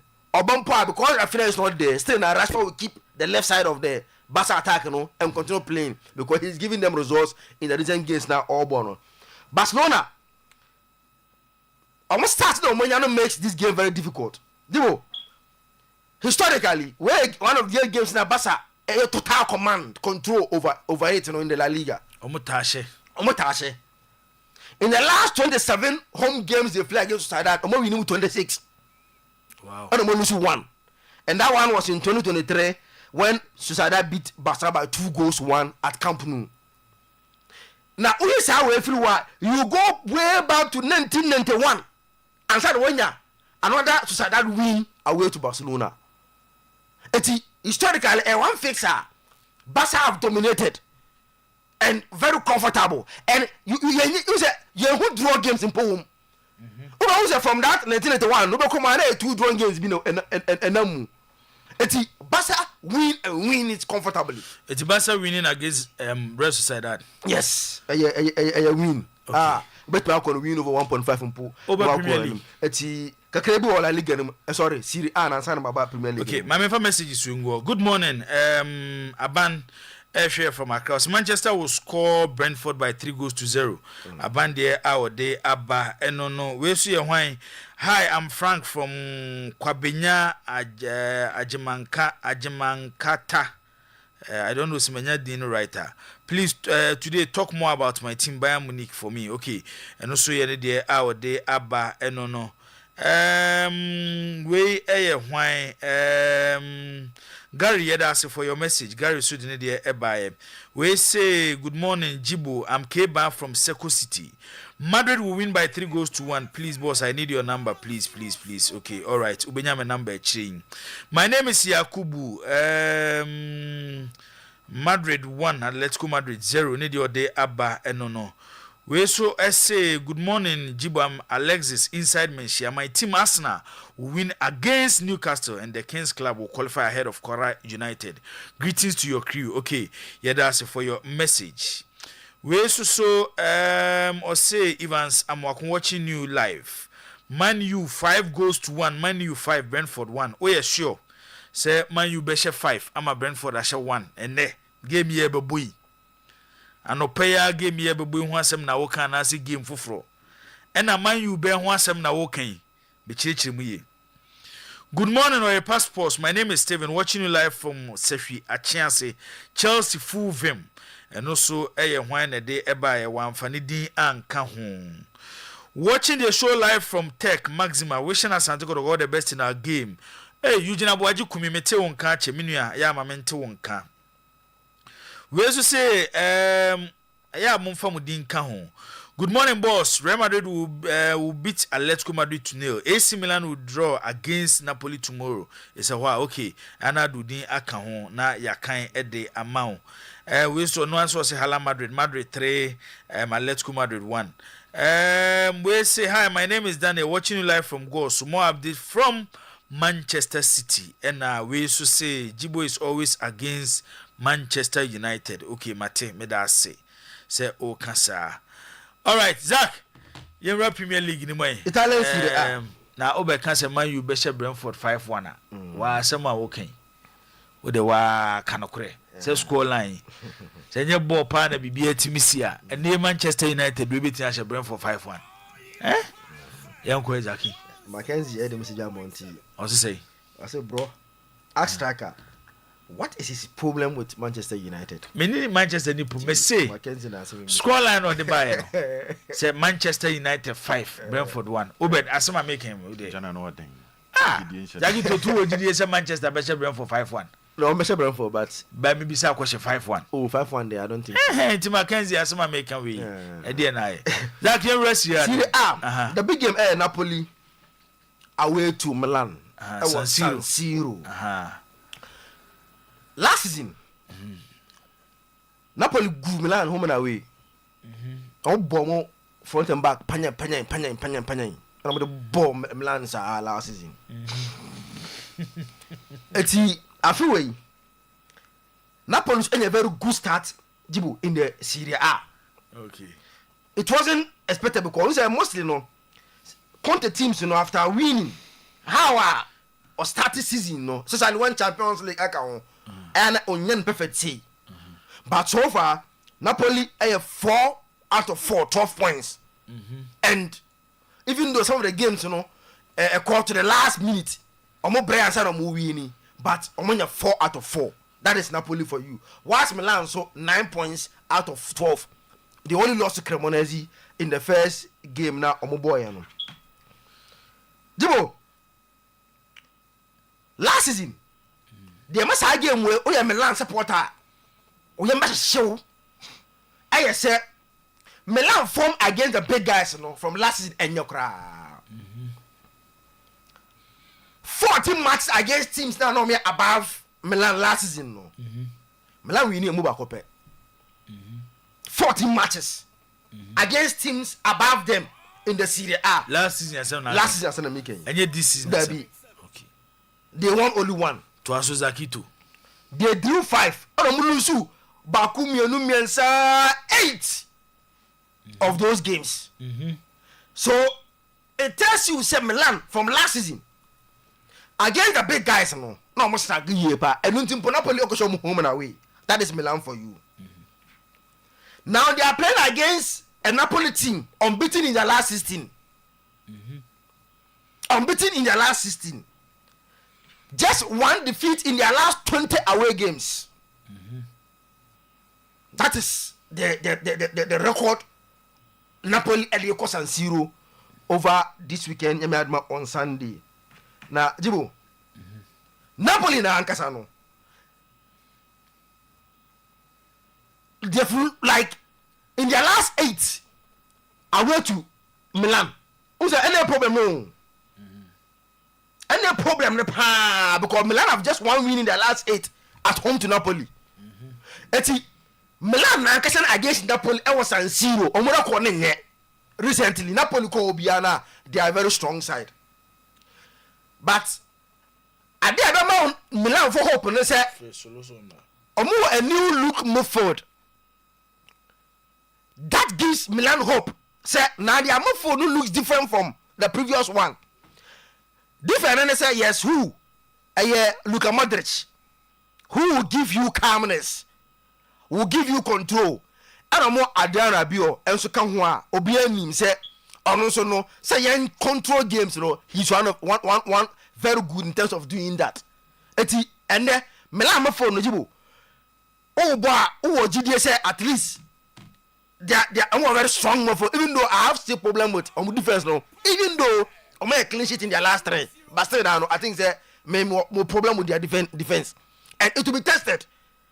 Sa games na Milan defense will be tested and sa game no because how to stop Kevin De Bruyne passes no so how to stop Lobot Kamone the other guys no they are Politano more runs no then they will be tested. I was San Siro yami ad more ochina Dibo one of those games now. Okay, Afrani Isaac the message be about Zakito, please, we know where you are going to end. Just say it fast. Oh. Afrani the way I said Obomo buga too much. Also ni baby at the base into the first. Dibo. Yeah. Game ready pa. Game ready. Ochina. Eddie pa the Milan. Unse sa control na Milan in the last 3 games on my bomb they win no. You won't get it against Napoli easy. Unse you can't that midfield cannot go and dominate the Napoli midfield. Sir. Napoli so players are controllers. Lobotka, Anguissa, Kevin De Bruyne and the best player in the Italian Serie A in McTominay. Eddie Pounds will to break his arm for way. A bad thing for Milan to get that control. Like it to that. Milan be Bobby. Na Napoli a Bobby. But they are Napoli ebe hu ayase on more no ye. That final pass no. The Bruyne does it better than anybody. Sir. Yes. Okay. Sa pass na ebe biem e dey ama Rasmus Højlund no. Milan does it better. Our the final stage our game no. And the Jibo Ochina boy ebe boy. No, Ochina game ebe boy. Sir. Until there kwa me ha ho kra. Milan to score. They are Franyazik at the end man. Milan to score. Napoli to score. I think good. Yes. Okay, score. I will be fan as well. Score. Milan to score. Milan be go. Napoli be go. Napoli be go. And both team to score e beto. Both team to score. Yeah, e beto. Okay. Then Napoli to win by 2-1. Ochina match no. Yes, Napoli to win by 2-1. Dagito. O de twaso. Oh, na so we can ya twaso. Oh, mini hwe kan. But the meeting aka just Napoli to me she Milan china. Sa. Sa Milan team we Napoli to me she no. Ah, okay. Okay, yate. And if yate.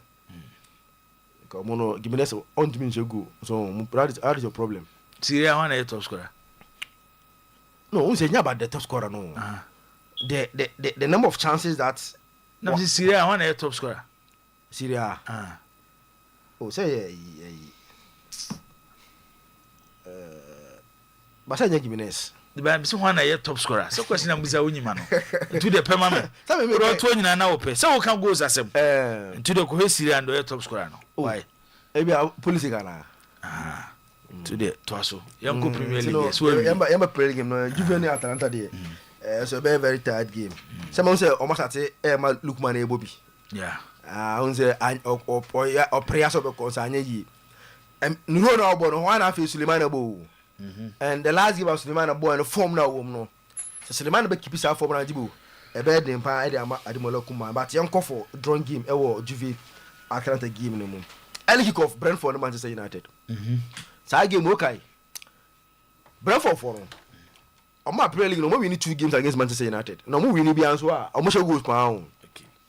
Zakito always has all the records on AC Milan games but can't do same for his Manchester United. Brentford meba and the aba. Brentford Manchester are toso. Yeah, so. Dibo. Omba Premier League no mo. Mo win 2 games against Manchester United. Na 2 games in na no. Omo share 4 goals. Okay, at Hague in the first season. Second week and I'll call Brentford good for nil. First half under 30 something minutes United 4. Brentford. And the court trigger Casemiro panic buy and okay. Yeah. United under 30 something minutes United 4. And I'm United pombo and I'm say, hey. So you know the yon there and the Casemiro and Tenebra. And I coach you as Madrid over Casemiro buy. Last season, I remember that 4-3, dramatic 4-3 win against United and so see. So I have Brentford now, when they are winning against United, they score a lot of goals. But then, the new look United attacking trio will be in action. Ibenya Sesko, Kuna is back, and Mbeumo leading the attack for Manchester United. It was a game. Then Casemiro suspended. Bruno in the middle. Na Bibia Akonka ends Jibo. Bona United. Mihula against Chelsea. And the recent games in terms of performance wise. If United will keep that momentum, no mistake be in here because one thing is very clear. For United to lose, I say United na a mistake. If United can keep their heads down, no mistake be in here, Jibo. And one thing is sure, and say based on how United bomb ball, you can easily predict Brentford to score. I wouldn't say Brentford for no. Guess now about this season, Jibo.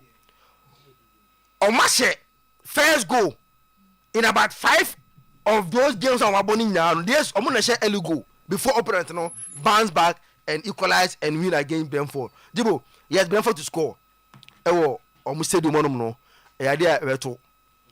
United to score so beto. Other games. Chelsea Brighton 3-1 win for Manchester United. 3-1 for Manchester United. 3-1 win for Manchester United. Then there's only a quarter 5 more difference nim. Oh, there was a 5, I'm 3. Now 5 and 3 there. 2 difference. 2 penny than 10. There's a 1-5 in betting possible. There will 3-1. 3-1. 3-1 for Manchester United. It was a game minimum. Oh, Brentford. Yeah, Brentford. Okay. They are not having a very good start. So okay. So when you have a good start, almost just 4 points. Manchester 3. Brentford 1. Yes. Okay. Fizaki 2. Chelsea. We didn't find lunch beyond to so. Where the Bianca. Okay. Chelsea and Brighton another difficult game. Now Manchester and Brentford na Chelsea and Brighton they need. I think Chelsea they need more. Manchester. Okay. Alright. Chelsea they need because Eddie pa ko hwe the Brighton for no na no Chelsea for na. So Eddie pa the Chelsea especially with that Kopama. The Chelsea no with Kopama a different team Obed. And without Kopama a different team. He's actually the life wire of the team.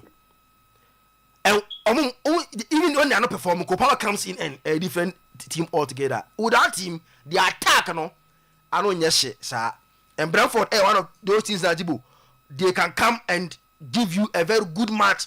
When you are playing against teams like Brighton, so game win. Quite be safe. Both teams to score there. They there better. You go for 2-2 drawing game. It was Stamford Bridge, Chelsea 2, Brighton and 2. Crystal Palace, Jibo. So they are in a very wrong ground for beating record. Yeah. Is it about 14 or so games? Okay. Unbeaten. And then team here Crystal Palace. In all competition. Yes. Until show mo pamping we chiro ho. No me ba ko a mo botu mo mateta na you are in trouble. Na Jibo. How Palace set up on team no, and how Liverpool have played this season already.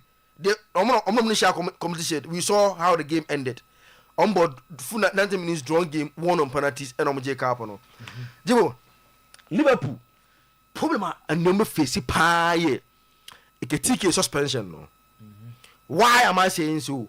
Isaac is not in his best condition. Yeah. So when you're good preseason. Yes. I think me sure say no match way. He can take us and best started.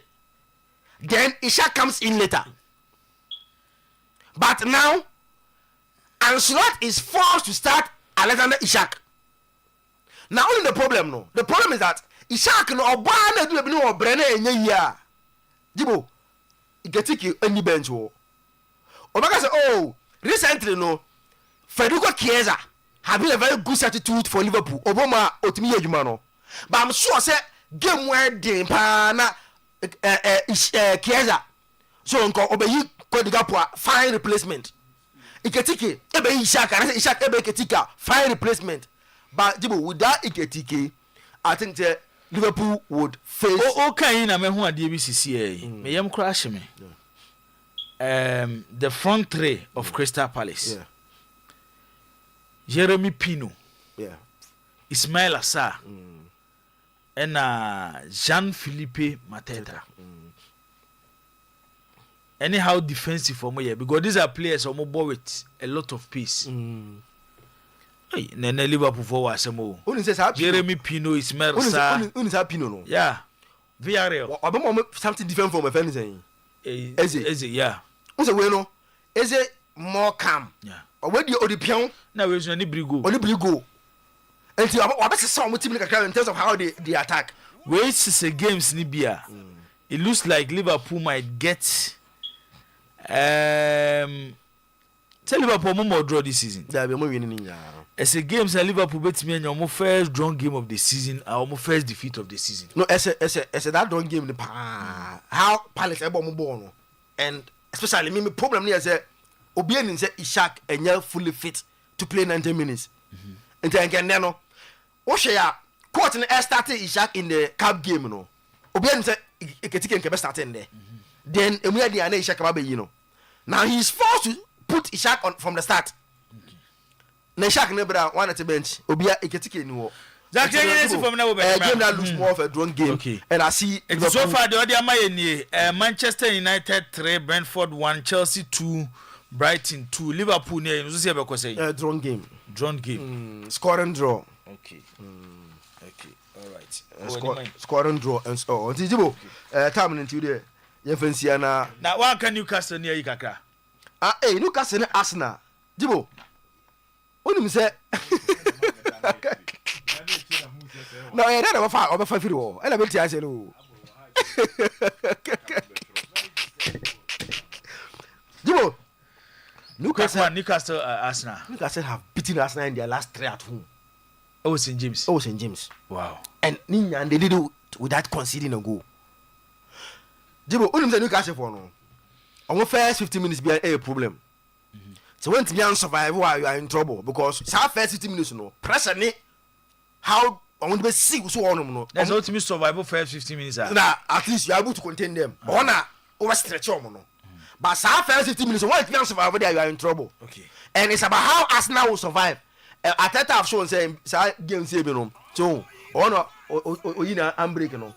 Say game so there you know say Ateta handbrake ne be ejuma. Just to make sure say he frustrate Newcastle United and this is the Newcastle. Omunya a very good start. Jibo. One game now be looking more of a drawing game be that Newcastle as a game. Go for draw scoring another scoring drawing game again between Newcastle and Arsenal. Meda say Kofi Zakito or see please Amakwesi Bon watching live from Sometymer Otuo-Acheampong new that mine. Boss, please let me tell you the truth. Come what may, Real Madrid will win against Atletico Madrid by 2-1. Inshallah, Krobia 2 will win by 1-0 tomorrow. Okay, and we are question bond there our day abba and no. We so why or see a friend Gonzalez Nakazato Gonzalez or the free buaka Zongo Nediaba or say good morning. Chelsea will travel over Brighton by 3-1. Nidimpa AS Dominic Kwesisapon and wafa hutedin AFN Nakazato Gonzalez awebuakwa and also a message we a day a buy or say good morning or a passport because we are not going to do anything in Nigeria. Okay, ademununkum yate. All right, ade so do de abanono we wan fanidia mpacho obana ududin aka ho. All right. Good morning, our passport crew. My name is Frank from Mampon Ashanti, and I'm wishing my darling club Chelsea the very best of luck in today's game against Brighton. Greetings to all nurses and midwives in Atria Presbyterian Clinic. Okay, and also there our day Abba and no.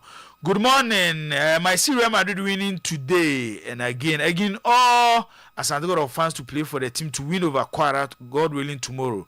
Though football is about tactics, no prayers, but the Holy Book says, with God, all things are possible. Akora Bafo Eddie Free Bremai and Edisa message we Ede Abam. We so Collins or the Fidansuman Accra and a day Abba or say good morning. Today Real Madrid 3, Atletico Madrid 1. Okay, I admire you so much. I admire you too, Collins. So message our day Abba no. We say Osi please, my wife's birthday is tomorrow. Okay, ya fafa ya yebehwe na ya ye ede amount. I'm Keba Seko City. Good morning. More update on Real Madrid. Okay, I'm saying my kind message we that from Keba out the Seko City and the day by. Also good morning, boss. Okay. Entry maso entry yababe hold and yabefia na yababe share o message no. Mr. Trillions or say Manchester United 3, Brentford 0. And also a message all day Abano. Say hi, good morning, boss. I'm Akwesi Momo from Amasamine. Madrid will win by 3-1 against Atletico Madrid. Okay, yeah, that's say. Or say my name is Charles J from Quadrason Zimakotoko all the way. Charles, yeah, that's say. Good morning, striker. Please how far with Obunashio's police law, which gave points to non-competing clubs. Okay. Is this still in the first for this year's league? Safo Eddie Fidra Benedia, but Safo and they said the last season, they say any who beam. We saw a wine one farm about so here from Swedru and our the message we a free out day eba. Mr. Kwame also don't call in the Brentford versus Manchester United game. Alhaji Zach's prediction does not justify the stats he ruled out. Let them cry their own cry. We will never walk alone. Mr. Kwame Usudonko. Or statistics na de buy no any analysis no anko. Great Manchester United, our glory days is back. Kwesi Reynolds Eddie Free Agona Odobin and the day sa message we Eddie Abba. We so decent to messages in the Dawson. Okay, but my new info. Or say I'm decent from Agona Swedru. Bossman, I want to know why Manchester United is just a point behind Chelsea and same point with City, but there is a lot of pressure on Amorim. Okay, yebehe. Say Manchester no, and your man shedan koyi from last season in anti, and that's one shed anywhere. Hi, I'm Amano from Ningo. Atletico Madrid is winning today. On also there our day aban. Yebaba na yababa toa a message. Say Obed, mamintiwe yen share a year osu baby abefa e wa man matches awo ha.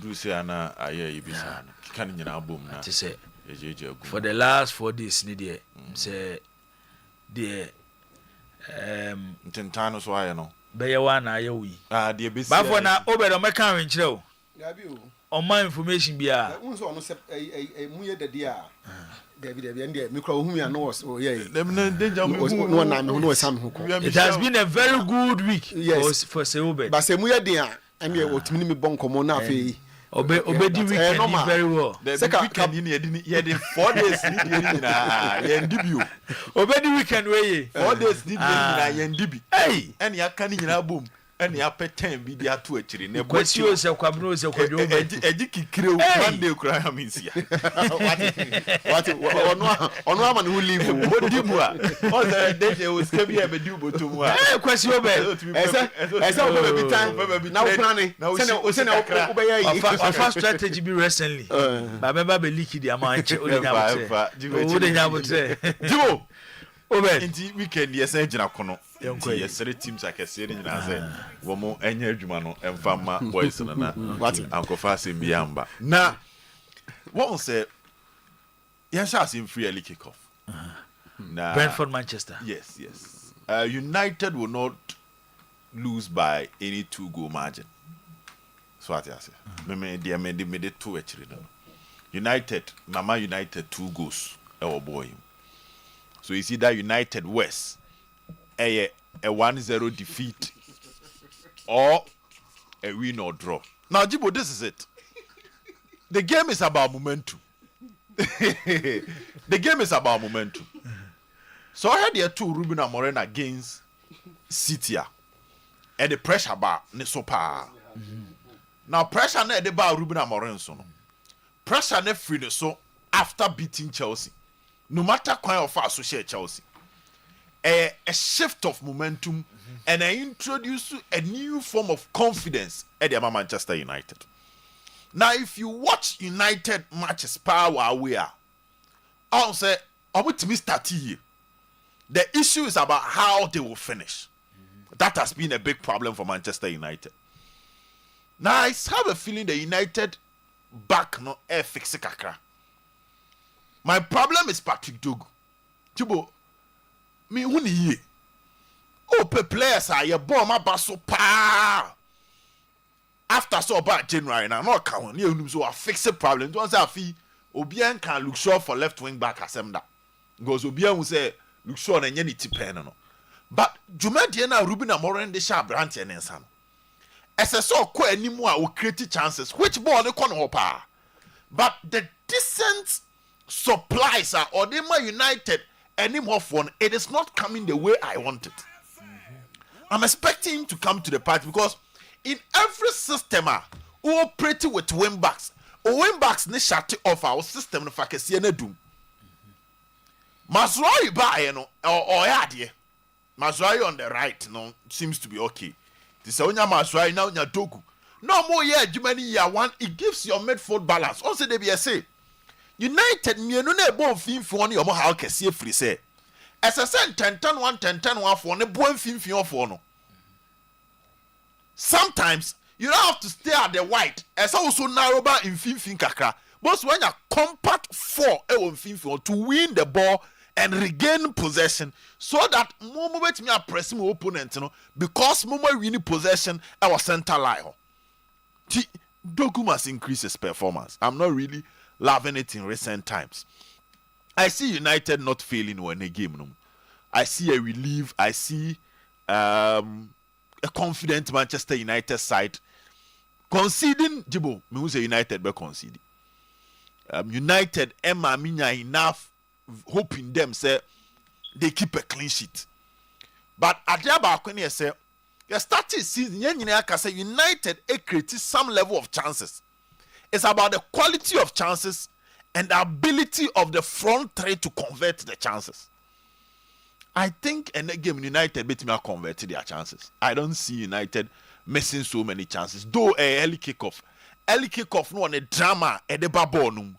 But I want to trust United in this game. The worst for United should be a draw. In a game, United will survive. And I want to make as a after Chelsea game, no, we have come across around United. Me who say be the springboard, the bouncing back movement for Manchester United for the tax ahead. Also, Omobo Brentford not the series of matches now started. Me who say they will survive that. And after a week of no issue, you say league EFL Cup no man movie because I'm free nada. A week of having time for the team. Yes, I'm already Trump card neighbor say Obenya midweek na till January FA Cup and best start here. FA Cup because they do be come board Sunday. Yembo League and time on time to say EFL no more tie board midweek no. So I'm already what time? So time for recovery, time for training, time for fixing mistakes in previous matches, time for letting the players understand the system. But here I'll keep on saying that he needs to be tactically flexible. That is the biggest problem of Ruben Amorim. His tactical stubbornness has been his asset. So I heard from Sporting, and then it was starting in coaching now. Idea or did say you free no who. But that tactical stubbornness, you know, it can give you a certain level of mileage and leverage in other leagues. But the league coaches pay so much attention to details. A lot of resources in decoding opponents. I'm for saying to this season. And the last season, one of the biggest problems of Manchester City is that they are no longer having that press resistance ability. Now they can't want some that for teams now inquire City players, you know. The last time Sky Sports did by said Nico Williams Jebola. Omu trade direction, the percentage of direction of the ball never. Zorjebon on his left footer or control it in the left or Piako right maybe 70% of the times. That is how I pay attention to details. It's a one system, no one dynamic, no one tactically flexible. Now the end of the whole straight is Anna. Also players no because someone yard. But because coaches himself they say now continue, they rehearse for that and they neutralize it. So if Ruben Amorim can be tactically flexible, especially his in-game management, I don't see Brentford surviving in this particular game and then against United. United will survive. Now moving forward, Chelsea, Brighton. Jibo match we match na misuru sa misuru de ma Chelsea. Yes, it's going to be a goal festival. One thing I'll be noticing about Brighton so they concede but they score. On my side normally be end to end way ball end to end game. That is how they are going to do their things. So if you observe Chelsea, though Cole Palmer is out, but I still believe in their wings. Estavao, Pedro Neto, Mone, Ghana Chumono, Jibo, Joao Pedro Mono. These are attacking options on any good day. When you give them the chances, they will punish you. So I see a Chelsea winning this game. Enzo Maresca would try as much as possible, say, a fanboy, tactically a fanboy in the United game. He did not expect that to happen. And also, it comes with an issue of having a plan B and being experienced. That was our moment. No? Game, because you're starting in less than 10 minutes, you keep a concede. Nipa na oje red card ni nye di obetimi abo without making a substitution. You need an instant substitution. And the Maresca no. Also onya matured, onya experience. Senka Joao Pedro ne di red card and konye instant substitution. Kobe to aswa. He will just change the shape of the game and the position of the game and the roles of the other players. No? But we keep a di red card. As I say, what's a keeper? What's the so be the keeper ever? And only an instant headache. And when you get that one wrong, why are the other decisions wrong? Okay. And then the two no. And United capitalizing on that. But against Brighton, it's going to be an end-to-end game. Brighton and Mbemu with that stubborn kind of saying low block system. They will attack you. They will take the game to you. Me na me share Brighton this Spurs game. I love their transition. 3, 4, 5 passes. No me do zone. And too steady at Thomas Frank who says Sabian or the Bayomo. So Frank so man the transition here very fast. And Omutimi punish Omutimi as drawn. So a Chelsea win and you will see more than 3 goals. That was our match, you know. A 2-1 win, a 3-1, a bit a 3-2. Oh, send away share that kind of game. But we need the Chelsea. Oh, I see Chelsea winning the game. Moving on, Liverpool. The real text for them. The real test for them, Also, Crystal Palace in the community showed my signals of how I'm in Liverpool. The Liverpool team, you said first day Isaac by and I can't say. So goes new who say Isaac share with Newcastle, new who's obsession this season, they are Liverpool. Because in the history of going for 2 players will be any go share, or will be our club, overcome Buma 90% of the times, one have to sacrifice his goal scoring to help the other to lead. Baby, so when you know with team ketwasa, ebi omususa, and omunyina bomwa, they sometimes understand themselves and complement themselves. Both we are 20, now we are 15. But normally so kofa we free her. Now kofa we free her na ni be shemwa. For instance, Salah leading, then you bring on Ishak. What is likely to happen is that at some point one have to reduce his goal scoring abilities because there will be a clash of position. Salah ne be person be cutting about center forward ha be she no wa be to Isaac wo no. The clash ne ba esese ba ko ti ase and that is what Roberto Firmino yema Salah. Any man ya no mu she goals na be ka say Firmino no gina any more she goals. And no be na Benzema yema Bale and Ronaldo. So what check the MNS now. You will get Messi or Betri Ebechichiba. You get Neymar or that the far left. And Neymar was interested in making mockeries, disgracing defenders. Neymar was not goal conscious. And allow Masa MNS no, omo peke ye no, because Neymar ne be ya oduro no obe pass wa twetwe ne atwa no. Messi ne be akire be twetwe ya otumi shoot from distance. Then you have Suarez. Ejira ni mo. Suarez also mobile to the extent that once a Messi ba, it has over drift call left, over drift call right for Messi to move to the central zone. So I will be say Ebra City nya Aguero, Carlos Tevez. Carlos Tevez had to draw deep and supply for Aguero. Ebra Manchester United nya Van Persie and Rooney.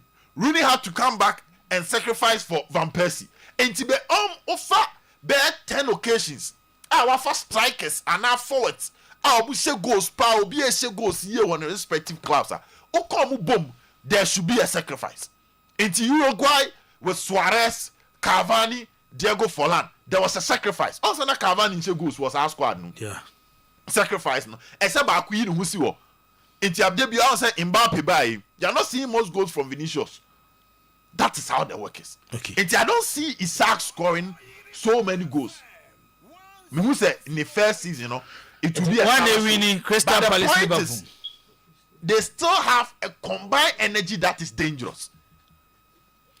Jibo Yanko for draw game, straight draw game. Goals a beba game will not be up to 3.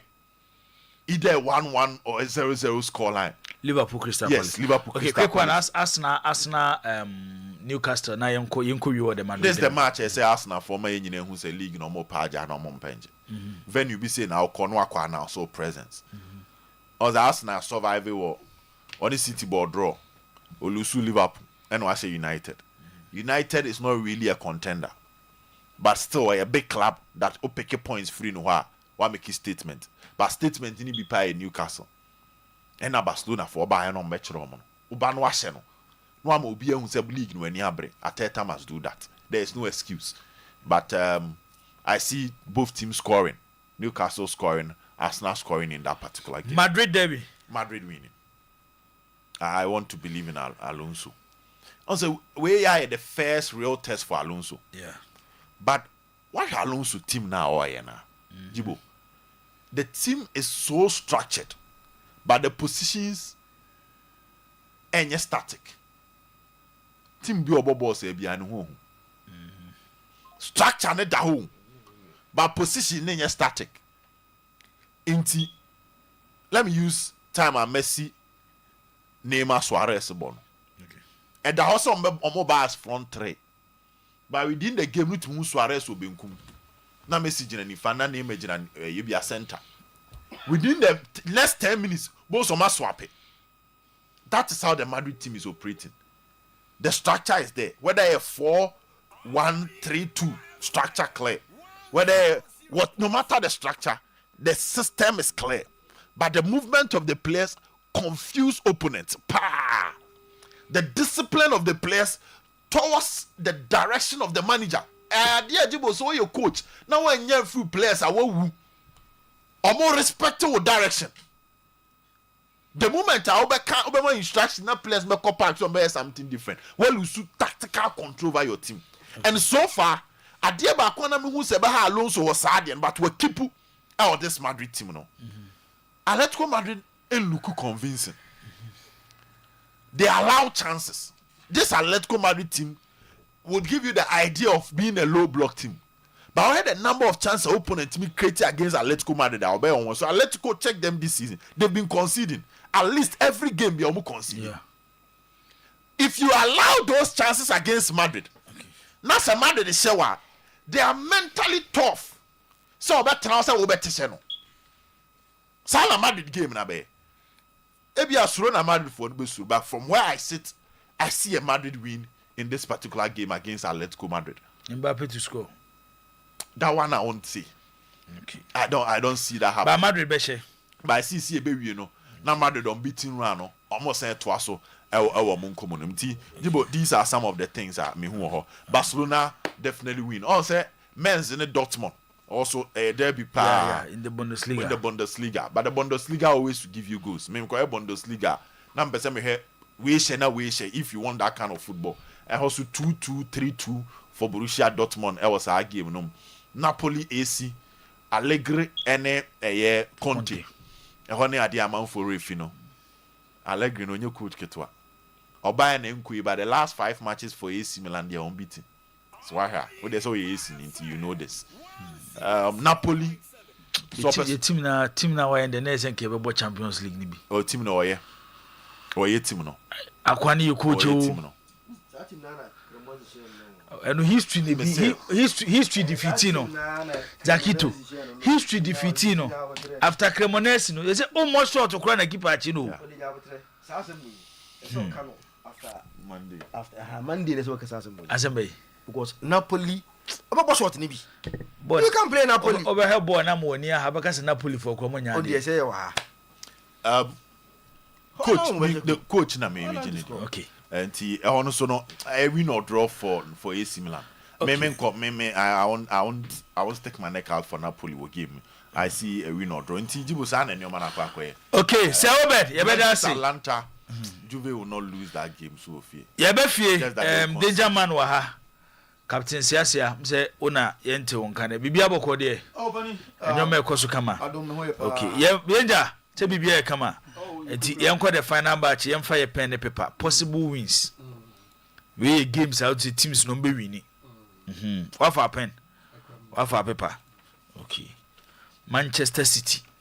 Was it possible? And I say 2 games so don't say teams no be winning. Let's say impossible. Aye, don't be winning. The teams don't be winning. Teams to win. Teams to win. Teams to win. Manchester City. Inter Milan. PSG.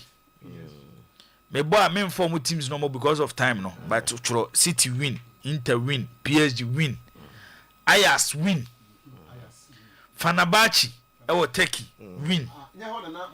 I want to pay Morino. I want to say Morino here the worst ever could to quit them no. Aye. Fenerbahce win. Sporting win. Porto win.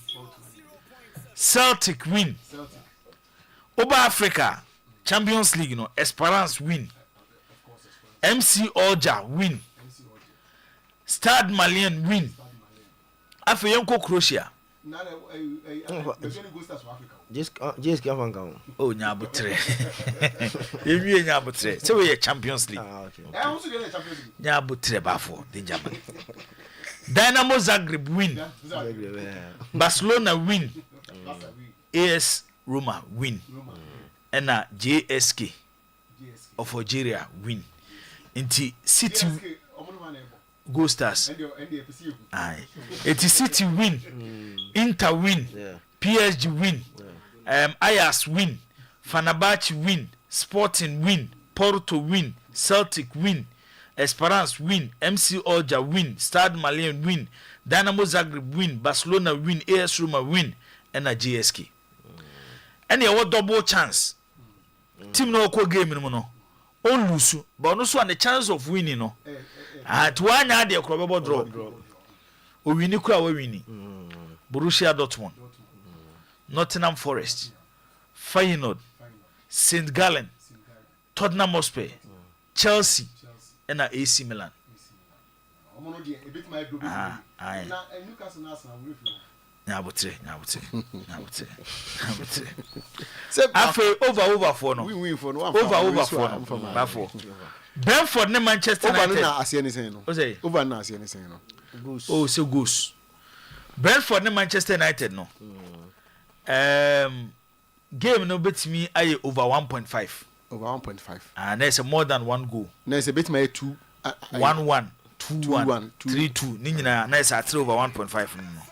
I want the last one back. Aye. Okay. Crystal Palace and Liverpool. Crystal Palace and Liverpool over 0.5. Over 0.5. Aye. A bit 0-0. A bit 1-0 pay. One crab ness as a messy. So to them say, you're quite him. After young who do a better dear. And so much in the heading to be a nyabutre. To Kwana, why careful. Liverpool better one. After Arsenal Newcastle. 2 long. Arsenal Newcastle over 1.5. Arsenal Newcastle over 1.5. Over 1.5. In favor of. Say no say more than one goal. In the Bebem. Now one the best say more than one goal. Say Arsenal say 2-0 over 1.5. Newcastle say 2-0 over 1.5. Game near 1-1 over 1.5. Ah, okay. Where we Matthias, are you okay now? 0 and Tinanka. Yeah, analysis of games. Yeah, analysis of games. Analysis of games. Yeah, it's where we can need and yeah, analyzing games. The possible outline. The people game no. And the investors no subetim dia. Abano. Enti kakra I wo ho eno no. Ye be fie.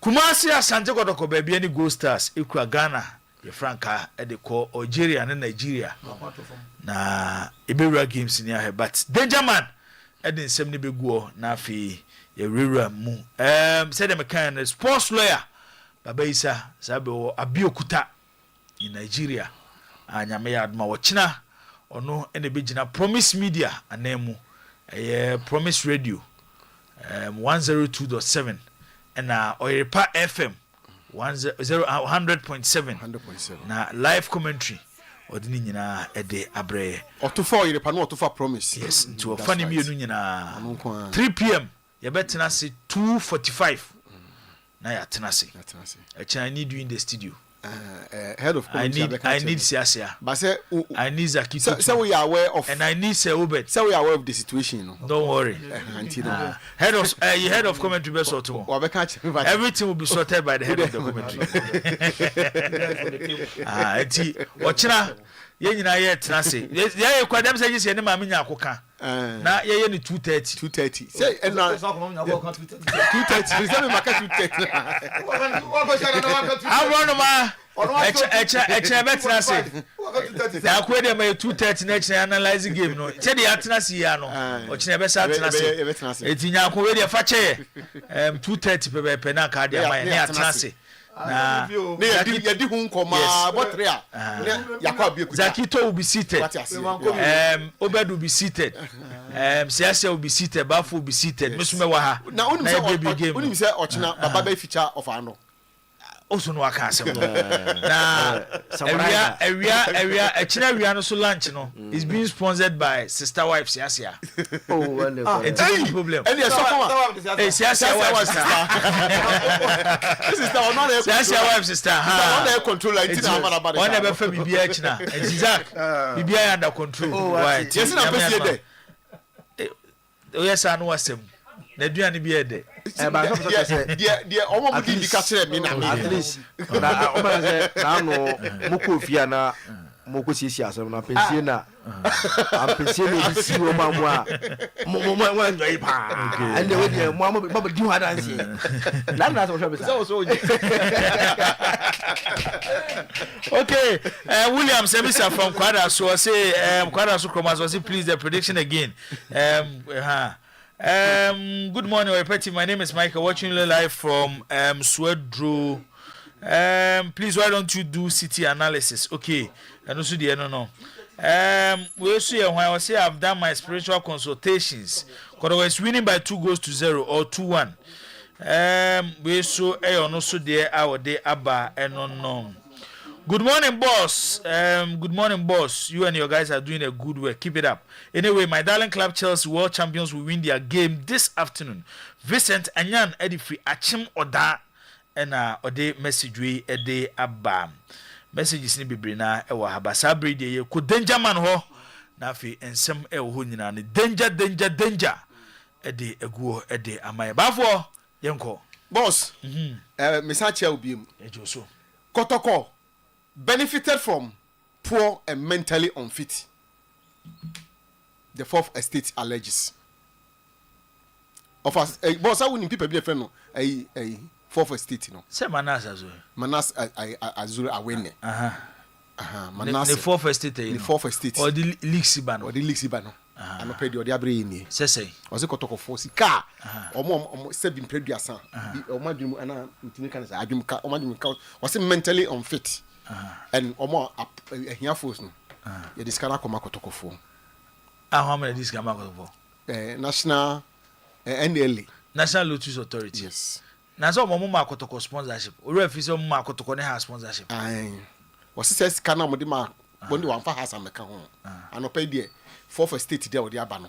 nobody can who na yi bia o release omo benefit from say ni nyina me hu kotoko me hu has wo ama even MPs ni bi omo din yi nkofo aba but what I know ni say National Lotteries Authority sa Bernard Ewura Samuel Oku yes omo announce a sponsorship deal of course with Asante Kotoko nti enhance folk nti say you know omo de buy any there omo say omo sponsor Kotoko nti Kotoko ye adwuma bi mo omo so te me chana say anya hwe kura no Kotoko eton National Lotteries Authority omo product ema amanfo ekotobi yeah me kai say atena enti say adwuma ha atena say adwuma na Kotoko ye no ehon sika na Kotoko je ba manase azore aweni ese sika na Kotoko no esika ka sebi omo a nti omo adwuma mu kan mu kakrai kese kede ko hwe wo mu okay yati what is that boss abobo amanfo bebre din oh yes me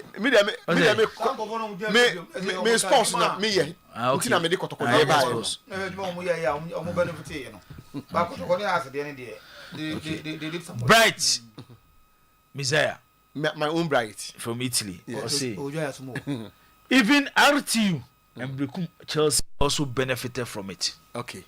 Nti MC expose no the other clubs no dey no ebeba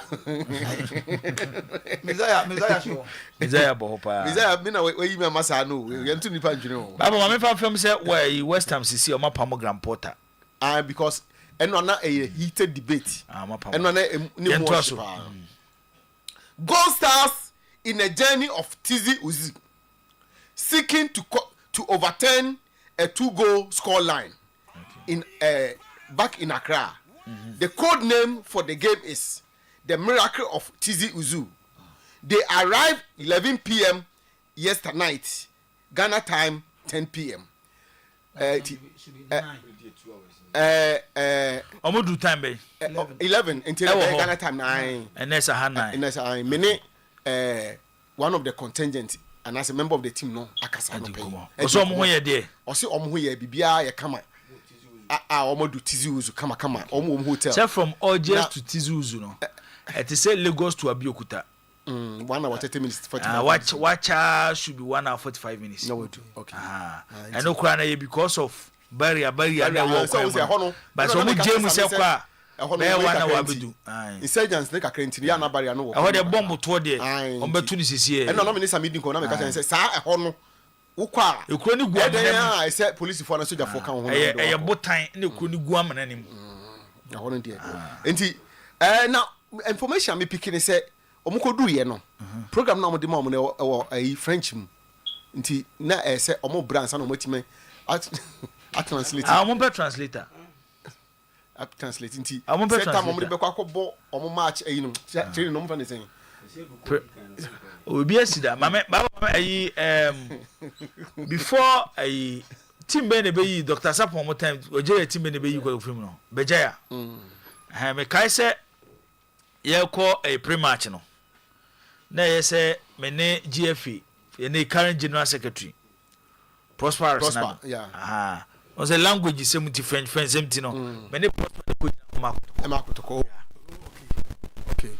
okay go ni nyina na ya na e kan mo skills ni bi o we anya careful French ni atro say park ne be ye training wo ho 2 wa hia wo be ko time na so omo meeting me ya wanya training o say na se me ma won ko nyame what be that no go do audience na esa me ko run ana me ko pe domestic flight go do counter wa no ni ba ya kan uri anu aten o so next flight be reach ela ko dai ade ti onu tu ba ga na jam na tram no yo ko tu ono ga dem do flight na e go ba me ma won ko eti go France ate Go Stars omo video na da so okay nti eti we omo free Ghana no omo ye no okay eyi no de ma omo no program nom dia mama no nyina ye French. They say it's over for now. You can easily translate. Another controversial decision sets in as get soccer fans talking about officiating, and they say it is too early in the season as has beat Wonders 1-0. Visa for go ni bra. My penalty na seben. This is it. We Enra close to the end of the game. Now has lead 1-0. Now Yebepong and goes a wonder see Jiga and the boy Tipraka and kiki. Now has player and defender no try to we born and ye. Referee baby when now so oko social media there and generated a lot of discussion. Let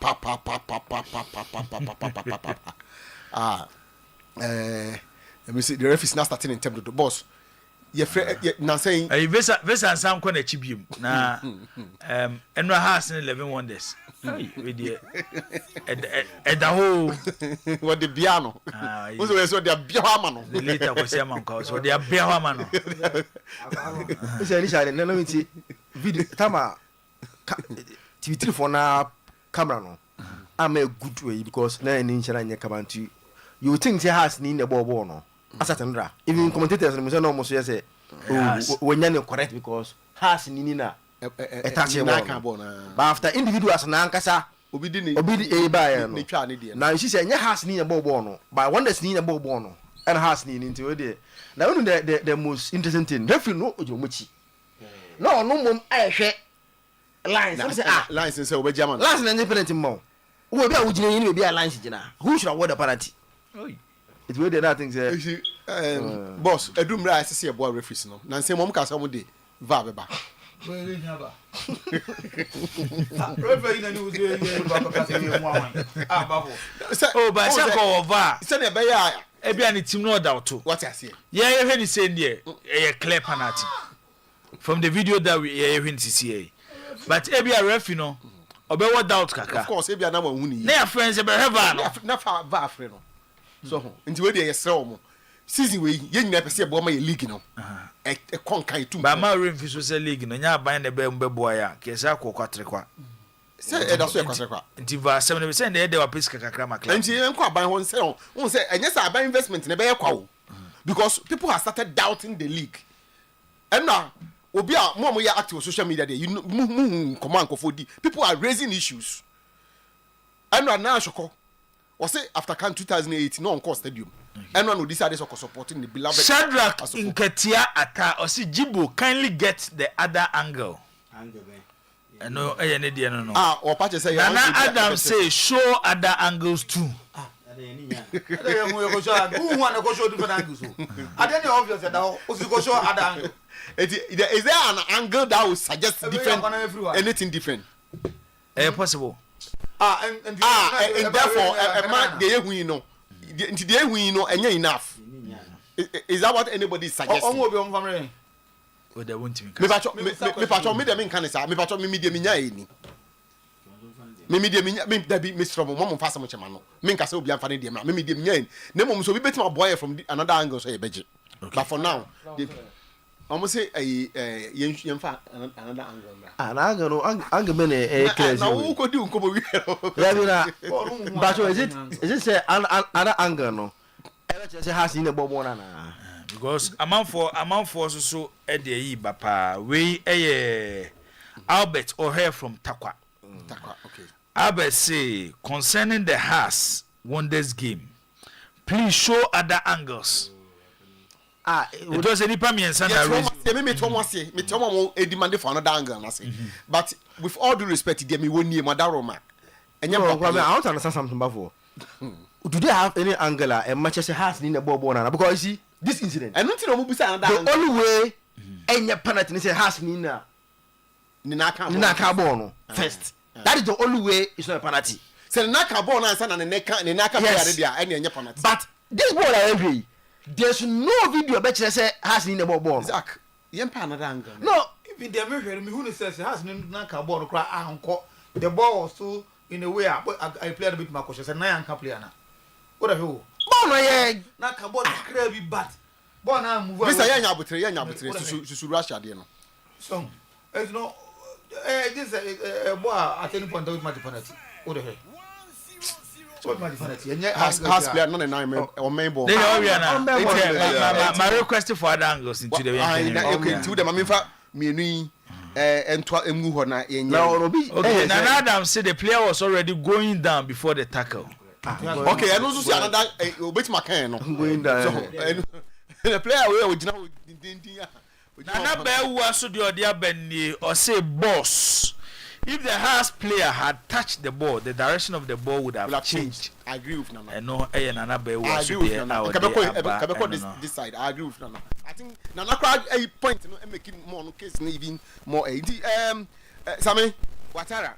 Hearts is just like Manchester United and Barcelona. They always win the league. Coach Abubakar Ouattara heap pressure on Didi Dramani to win the league this season. As a folk, every year, every season, we have one agenda. It's the league. Get the trophies, grow representative. If the things didn't go well, not because we are not go there. It's like Manchester, it's like Bayern Munich, it's like PSG, everybody. When you're starting the league, the objective is the league. If you didn't get it, you come down, you come house, you make the analysis, you look the fault, the mistakes you do, and you correct it. The last year mistakes we do, I think we are not going to do the same mistake this season. And we are going to try to do everything to get that achievement. Boss, or say House of Folk at the Manchester, Bayern Munich no more, Barcelona no more. You just see league in my project. Last season, I don't know your coach. So mistakes by season where the has coach. Okay. And what the kind of the pressure. As I'm not kind of no. No say na no dey buy one you know ni time no coach na has Manchester ni pamoni so wa G League anko bi mpam no o buy one team anye obi ya eti no nya has coach bi no now the pressure is in so say on no nya has coach bi no speaking the obvious Arsenal can the standard of the club so also has Manchester League in face any enya matter of G eti na coach bi aba Manchester want me anya league na bi na e pam no so okay one I think I had it to Manchester in free or na me can say no me say eti na Manchester coach is ban and say want me meet Manchester standard na you free ho no amorin ya wokan se season we wie na se Manchester enwura top 4 mu na kwaye be 5 6 7 8 away pressure be kono so dey jabetum me doubt to say well not very good result na me doubt to with me season na baba to aso Kotoko in Abeokuta. The name of the game is boss Ochina Ghana time 3 p.m. and a game no ebaso Echitafo no say your friend no kill or be killed nti ohwa is there bibia ekọ kama nyame adaroma lawyer so akwakodu okay ono so no all right but for yanya kakaka we free kwaku kokomemle say the boy is a clean foul the referee was wrong for not calling a penalty eno kwaku de a ode aba enonom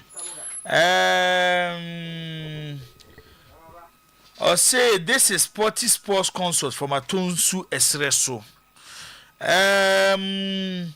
We are not in need for VAR now. There are a lot of basic things we have to get to enhance our football, which is far from VAR. Referees don't have communication gathers. We don't have pitches. My day campaigns are not working due to finance. So VAR is not the necessity thing in need as at now when we put our needs into a scale of preference. And no a sports consult. And now or the way a day abba. Good morning, bro. In fact, there is no need for any angle. The fact of the matter is the match official had the results in their packets. Ya Osankide. Hey, my own Osankide. Yes. Or the free Accra Taifa. And Ode Abba. Okay. Yan hesi betimi awura Nigeria na yedi nkomo kakra ewo ha. Yamra near against Zaki. Before Apia Badji, your own Apia Badji, or say Manasseh is no longer with yes, with 450. Yes, yeah, that's I'm for the home messages about that's Mama the message in the bus. Mackenzie so say tell Harry to stop pressing the panic button. Every team might get results go their way from referees. It's a clear penalty. Sasha, Yenika have the and Kwara. Nyame admo china 3 p.m. Ewo Abiyokuta. First leg Kotoko share 4. Kwara share 3. Asante Kotoko akodru Abiyokuta. Chances need to say good. Slim, but there's hope. Chances near slim. But there's hope. Chances ni swa by ni daso ho. On football ground. Yes, and that's one was slim nim. Yes, as I'm Kotoko, you know, put the 3-4-3 air call any country in Africa here. Now that's called line air call. As we know, African football is a team. Any games with Emma television, so teams need to be now way to do the umbrella more. At any point in time, slim.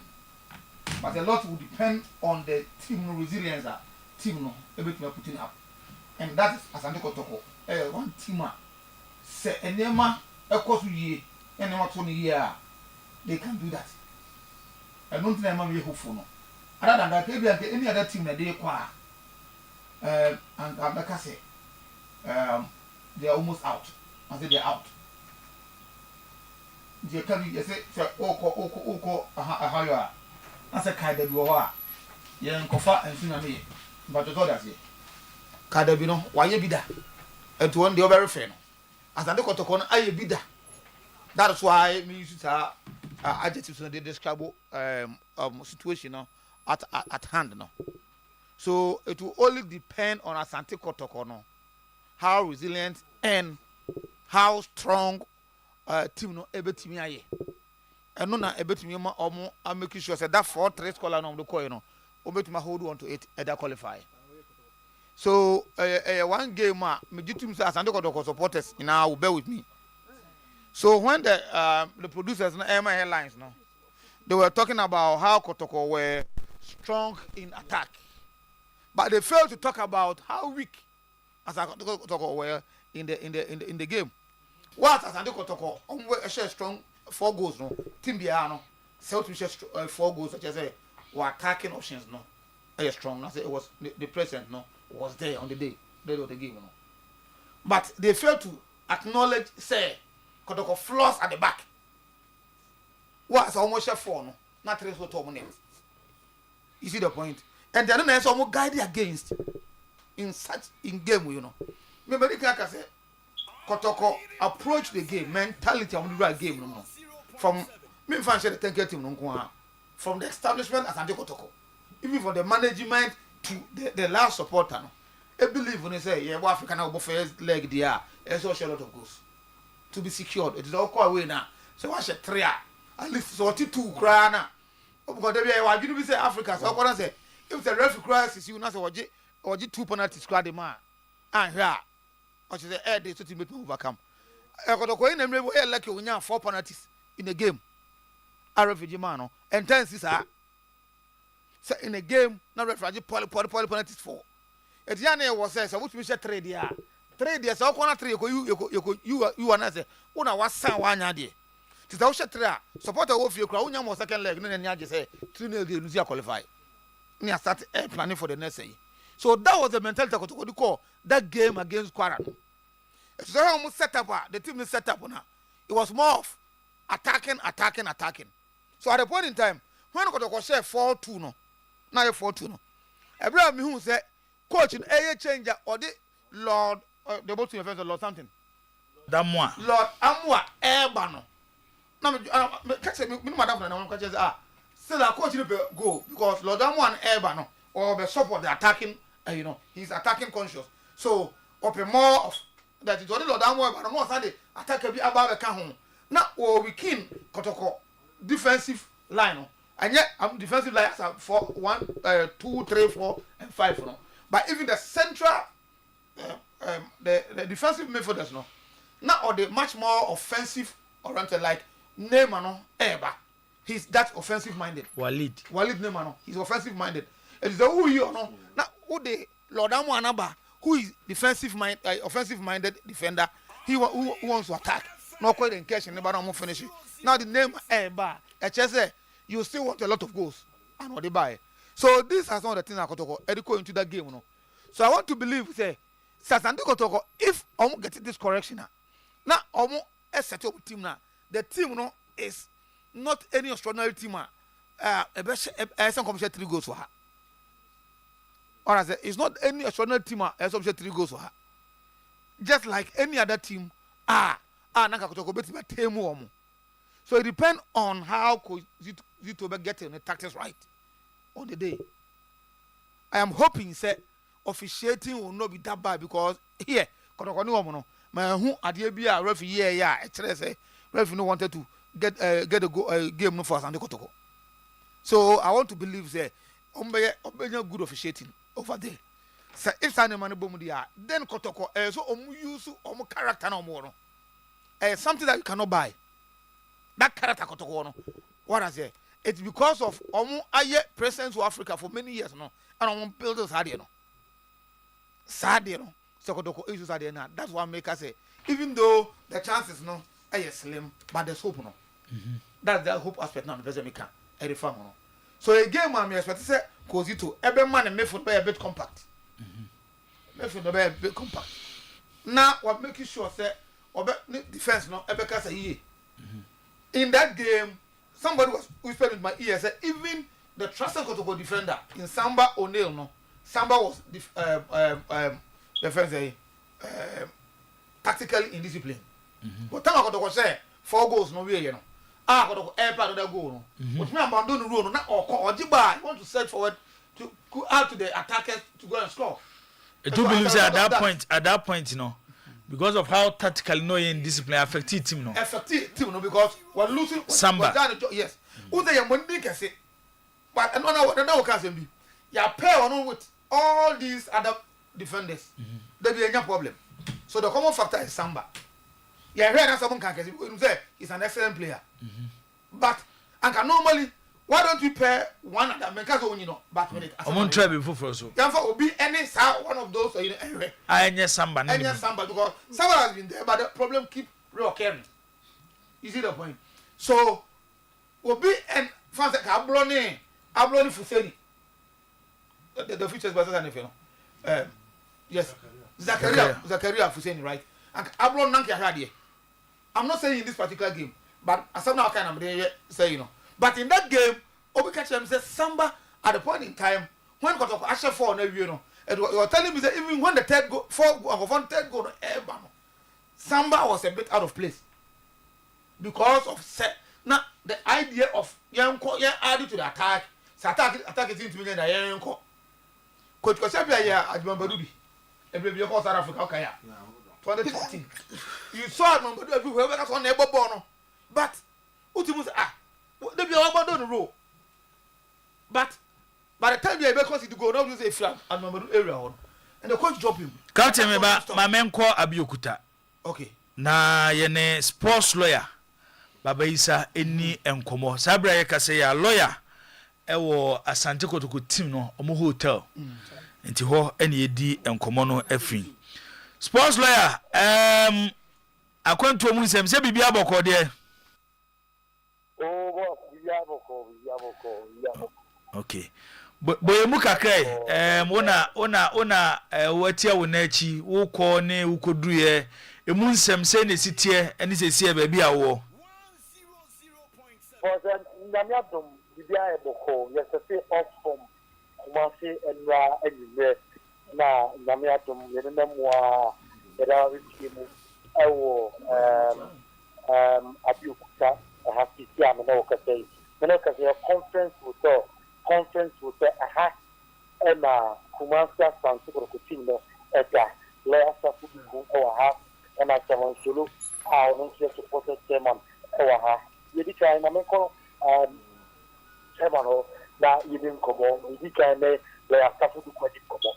The more crowd we party the person. You mean the Zoom? I will be period of saying saying the name of training camp boys no December no more Ghana as I'm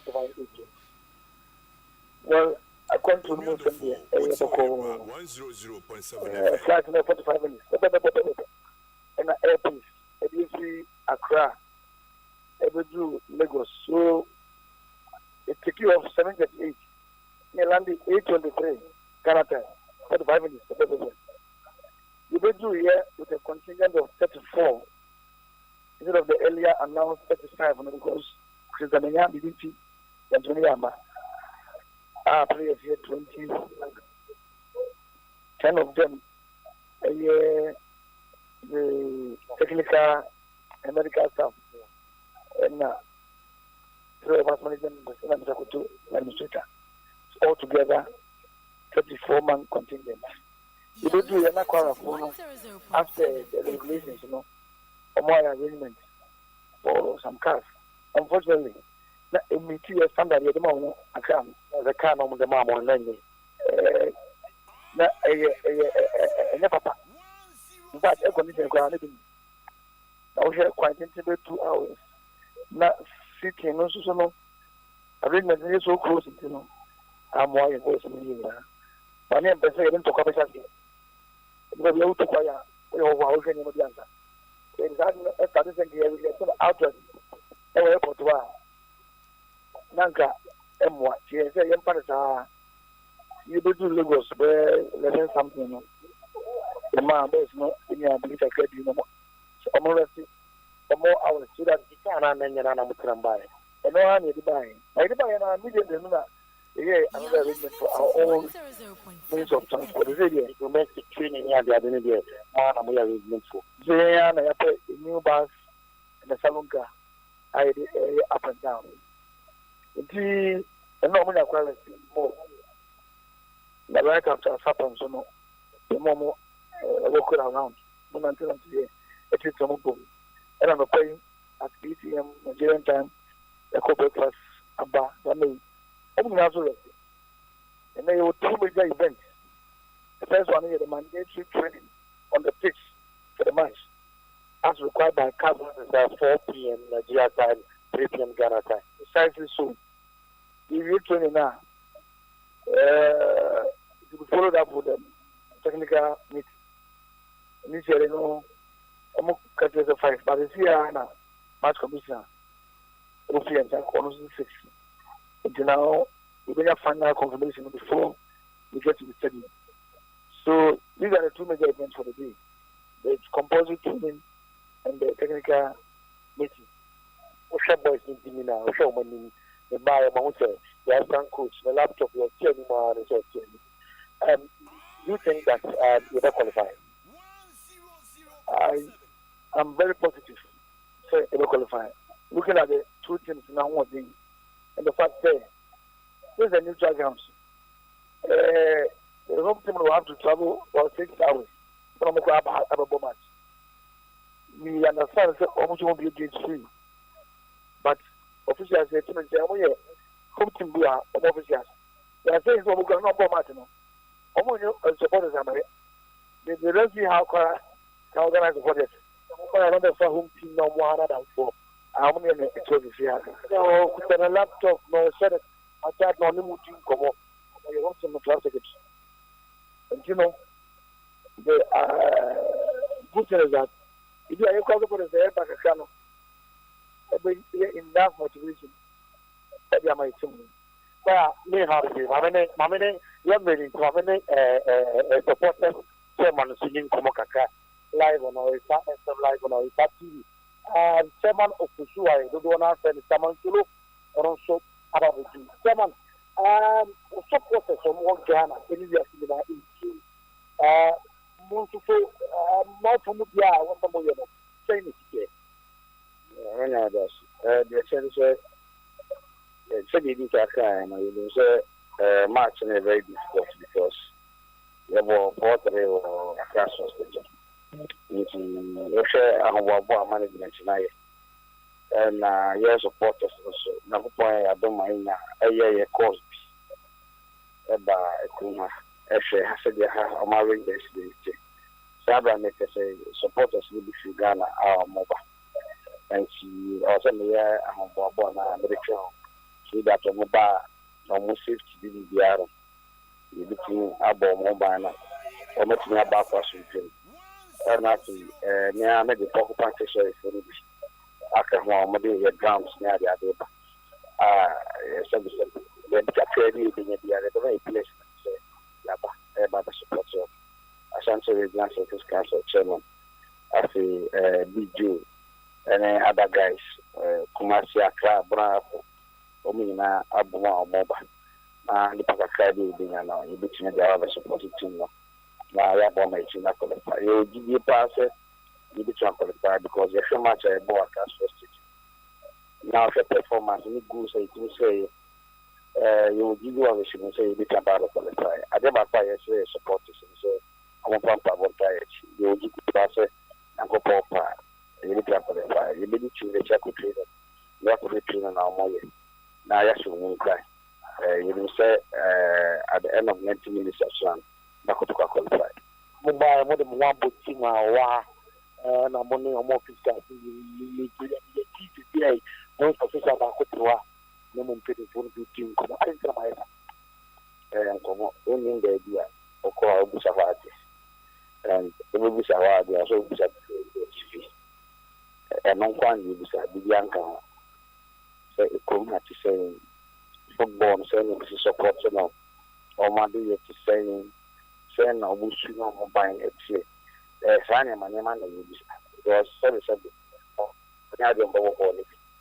I'm a true cook will be a man, and as a football, what man you have the political party, and the other boys are so man. But I have football, I say, a team.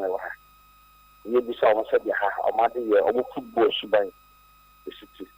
I think I know my you need to say, so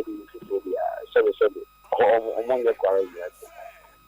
So you have to get at least one or two information from environments now. You don't nothing with a quite of us where the someone here how to be and the pony didn't come up. In the no player and come up a car a war team hotel on a minute say the boys not and a movie no various rooms are more rested. So I'm going to na mandatory training. Reportedly, we have to say, 6 p.m. Nigeria time, 5 p.m. Ghana time, and a training.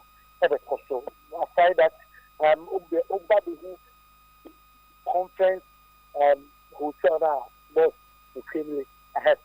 Now, I need to say, Hamza being quite and what was my baby, and a laptop in time. And hands of being a laptop also. You may need that cook at home and shake video the day. About some comma, you did do a team of snap to find the fear of the kingdom.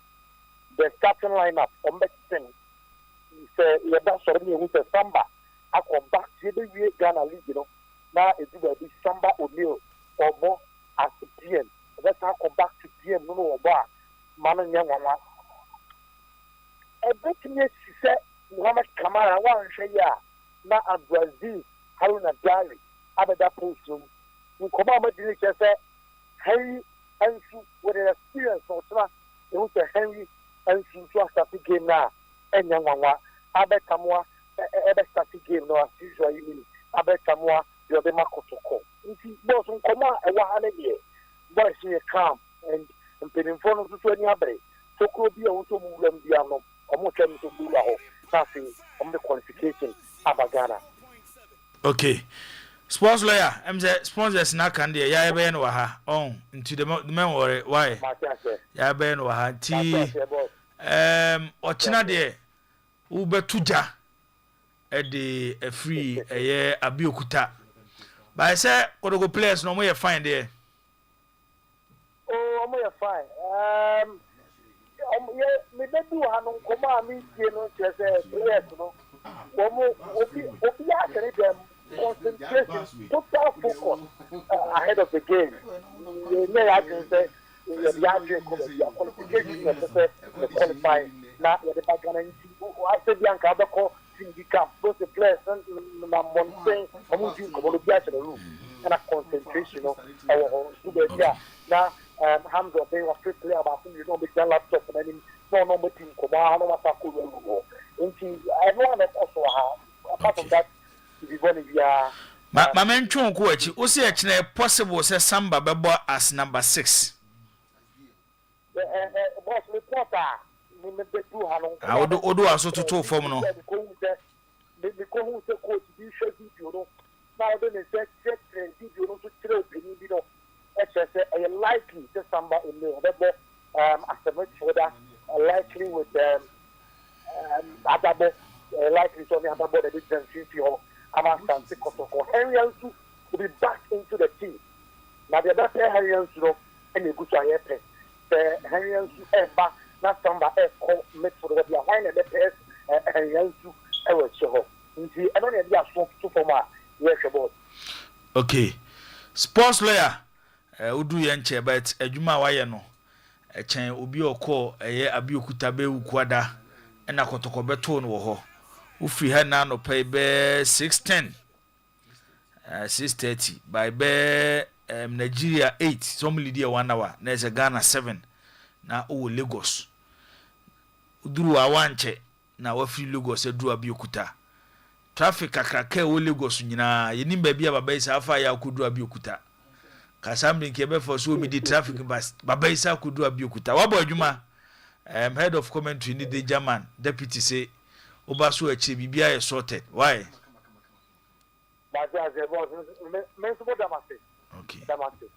Okay. Zakito say Joada nyame adom na bedura wo lunch e won ho. Say obed so nyame ncha de. Say obed so nyame ncha de efri ebrada no ebesi enura fie de.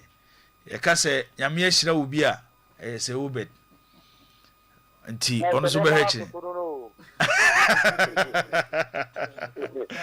Okay. So ya da say ya be say de kubo biem ayi de pebabi na kwadwojo ho na say Abeokuta de wan hwe Abeokuta so Ghana for ho but Nigeria de odru de say wo fiber why even Ghana supporters now omu krom ha no before be apa ha amone chairman so do sia na my arrangement omo krom ha na omo to ambassador before I should give me your channel my that organization you never also ha say no. Okay. Sports lawyer, yedase. Okay. Sports lawyer, Baba Isa ena otene nkana. Captain.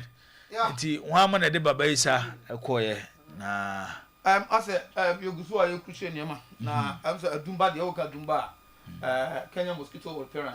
Dumba international. Ba for na edu akutire ho fa obetumi adumba. Kanyi mosquito repellent. Se entontom etata wo fie o mantem o bon no so wo dem on se wakọ adwuma bre no wapon na esese wo da home na entontom no de woka wo no nya ya de esin de o sungu wasom no na ni ho ahie papa what to wasom ma bo wasom sa ana na no metwintuma kuru na me kai se me woka nyini bi wo wale me kopologo ye we susu de empun wusie na wakasa kata achimi unzo bu hono ma na okotokwe so ho kwe no esi udemu a etimi to carpet no so na ade be chena bia asema ba na otie o ya ebegun yin kanyi de eye edro o program na no no tuntum bia tene carpet no opa bia bia edumba ewo edum ya oni o YPF ma bro sa ya na na ti ha media no na Manabel aduane e de de bia me kama na bela asem so pese aduane e to ketre maso a obedi asan pebi modie mana be fast food na okokrono ma se udru kronom ho o frosro ho eco station ho na no obenya mana bela ho ana obekai so a okotafo bebi aye fe no scoreboard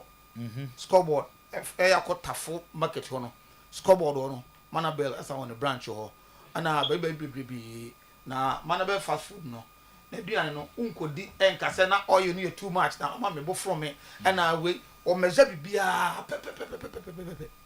ana dua no so oto a etam uzo ko to flowers wi wi a na nka wunya nipa na betan na ko o ka mre bi no ko hia enkran e de flat ko ka so ko pe Carlos na bono na konto kwa ko bono aha okoto mana be aduane a ungo wi enka se o ko pe na konto kwa aduane no se de usika tie no no aduane no e so woni kama na aduane no so de yie okay ti se krono patam ho ene tafo patam ho de abe mana be ati de ho niam be beba e no telephone numbers ne branches ni na be bi a abeba na wo se de be ya se open papa du krum hade a mana be one stop no shop no mana be Selben, maminti we asante kotoko china. Omone kwara first leg kotoko 4, kwara 3. Baba Isa ama ya report say odina so to forma hu say ochina no ebia na Samba O'Neil obe move to the defensive midfield role. Na Ansu possible so be start as a center back e wo ochina game. Yeah, I got chances. Ochina game him. Well, and no could do am who bas na munze bas we omonye serious okroma. What I say. Kotko youth team bas or moyo omonde nantenante. We mo be to kwan almost 1 hour 30 minutes and hour 2 hours. I'm an etna bas we mo. If Vesa bit me the video not to so then ubo send na kotko players no mutete bas. It's not the best. I mean, in fact, Timuden someone to chain. We say Timude dear, but her bass are called free Kumasi, Edekwa Accra. Now her bass, ya, Jibo players, team ya. I had to say the GFA Dema clubs, ya, near Division 1 for ya, industry. What do you do, baby? Inside the bar, no hour had here. Until I think, on that score, there, so got company for now arrangement. And that means next and we have been on the mom some Fanco Stadium, no. Now, mobile said, dear mom,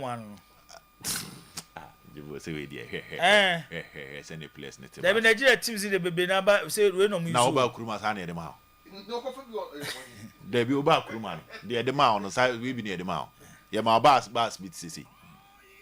Bass, we are just a jibu, in feature for Bob, and I have bass mini one, come the man penny for academy, said any house.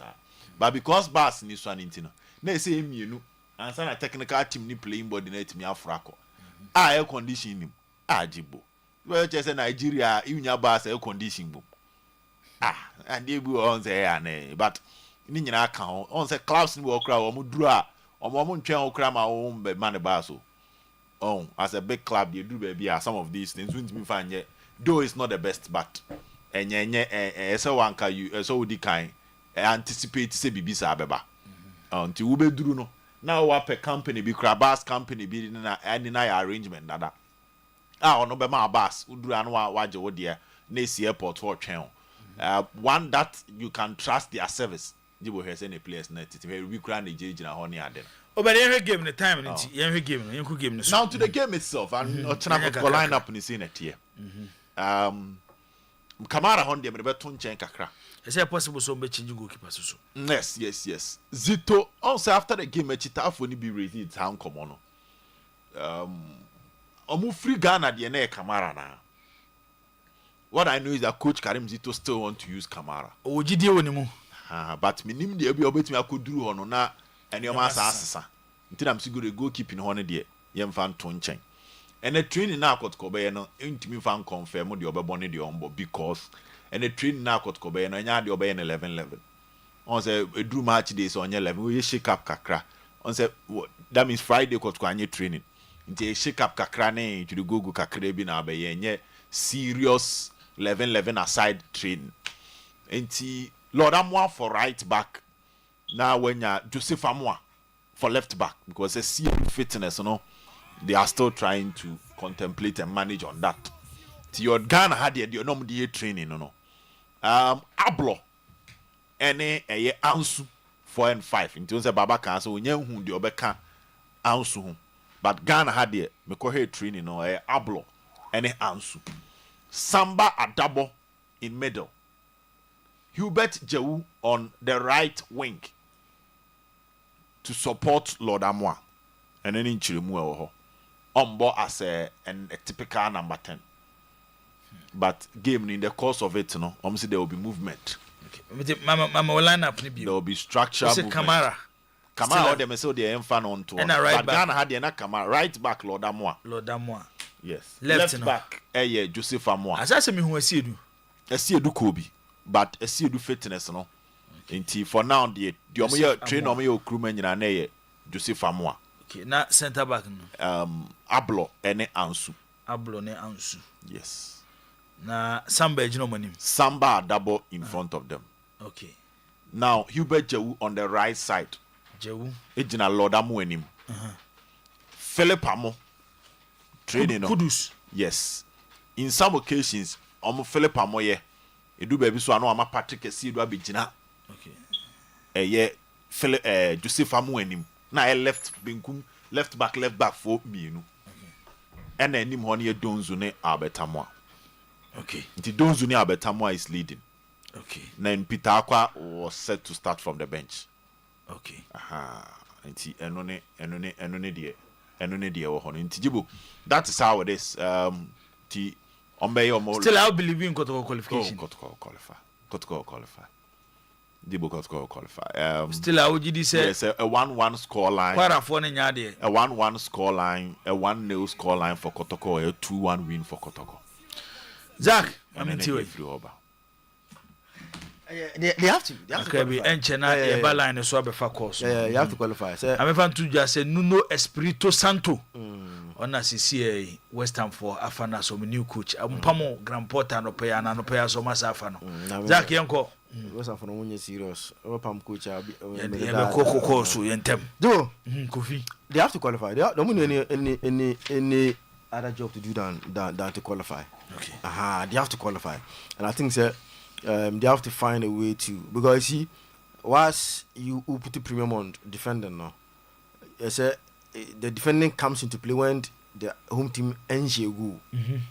The more you are defending it, that is how it will be like. So it's as Obed Kaya no, you could show training no, training yana samba. Adabo, yeah. Yes, I'm training throughout. I'm coach use some more training now. It's just that's how he's going to play over there. But so association him say, "Hey, they are come him." And when more transition come him, back you you have to be clinical. And you quite for me in say they were clinical. Only chances be but mistakes now no. Capitalize on it and a punish Kotoko and I'm sure then they are good to go. And so we are clinical with a few that will come on your way whilst you are trying to be solid at the back corner. No, it's a Ghana and Nigeria there. And then I mean, if it's the quarter for Bayan was you know, a normal Ghana Nigeria there. And whom you know, Kotoko not be intimidated in Nigeria, just like any Nigerian team will not be intimidated playing in Ghana here. So we say no Monday. Nigeria, you are not afraid because first no Ghana Nigeria say where you home. You understand? And you know, Kotoko should be intimidated, and especially you for no one is what to be out from quarter for no almost for no room and about Bikuta. Almost all transport system no almost this Ghana here. And I do not tell or mumpe. No, say you're comfortable. Say it me be continent now. The omunkosa, omusurupa. The no, because I have to qualify. Go Stars ni JSK. Oh, they are embarking on an impossible journey. Mission into the impossible mission. But for you running through a Ghana Premier League games in Nafi, Yemra line is 0322494401, 0322494771. Enra has H11 the Sakaba ko Montimi and Didi Dramani winning the second game of the season.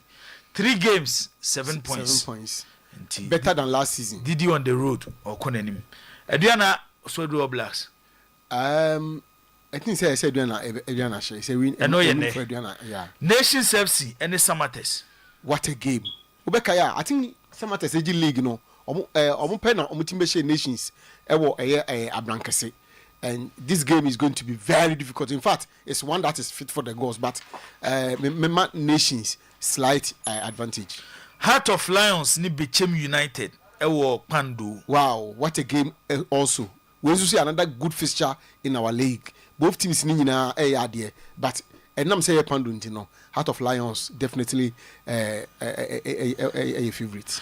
Vision any hohoi. Vision as the favorite. Young Apostles any Dreams FC. When chi unu say Dreams ain't me a point in this game one. They've gone 3 games without a win. And it may be so, but Dreams will not go to relegation. I think Young Apostles better. Game of the week, week 3, Aliu Mahama Sports Stadium, Karela United and Mediama. I think this game should be on TV. So open game out here. Unse nuhu aye juma papa. My life. Game beba life. And then Adriana ne so draw blast. No china. Nations FC. Omasa apologize. Can't enter me uncle. Okay. Karela ne Mediama. Say on say work can even if we say yeah more critical of the FA, but the FA ne or media partners no. You cannot have such games and they are not on TV. Then how they turn league, you know. Especially in the weekend that Kotoko in House are not playing. A house called the Summer Bomb there. Then how they turn league, you know. This is a game, yes, the project league, you know. But Carrera ne saying Mediama on any day is a great game. On any day is a great game, and I believe say the 2 sides in the best selling good game. But I want to tip Carrera because of Coach Nuruddin. 0322494401 0322494771 and as Kotoko be qualify. My heart says Kotoko. My mind says it's difficult. Nimi you dey na ogidi. Ya meji makumedi. Odi baby akase final do asema to aso. Kojo yanko. You be qualify. Club ya kuma san to Kotoko mlantie no. Yes, qualify. Yes, so we said ya chairman. Yes, support to am. Na mna e de aba. Nto pani we go supporter ko kuma to yem. Okay. Koyo edase yento aso. Odi baby akase final do asema to aso. Hello, Mr. Dibo. Yes, ma'am. Me facho Sakosi. Sister Akosi yanko. Me facho ye na ye de radio ase. Se ha so folk wini ye match no. They say Kotoko ya ye anuano mo mu gina kono. Ghana di mu na de wo mu ko. Enti ye say radio so no anka wo mo no mu wini match ne fa sim game ra amen. Amen. Ye da se. Odi baby akase final do asema to aso. Dibo me mo atiana kwai. Mejo so opanyini. Obibini takini esreso. Obibini yanko mete onka ache.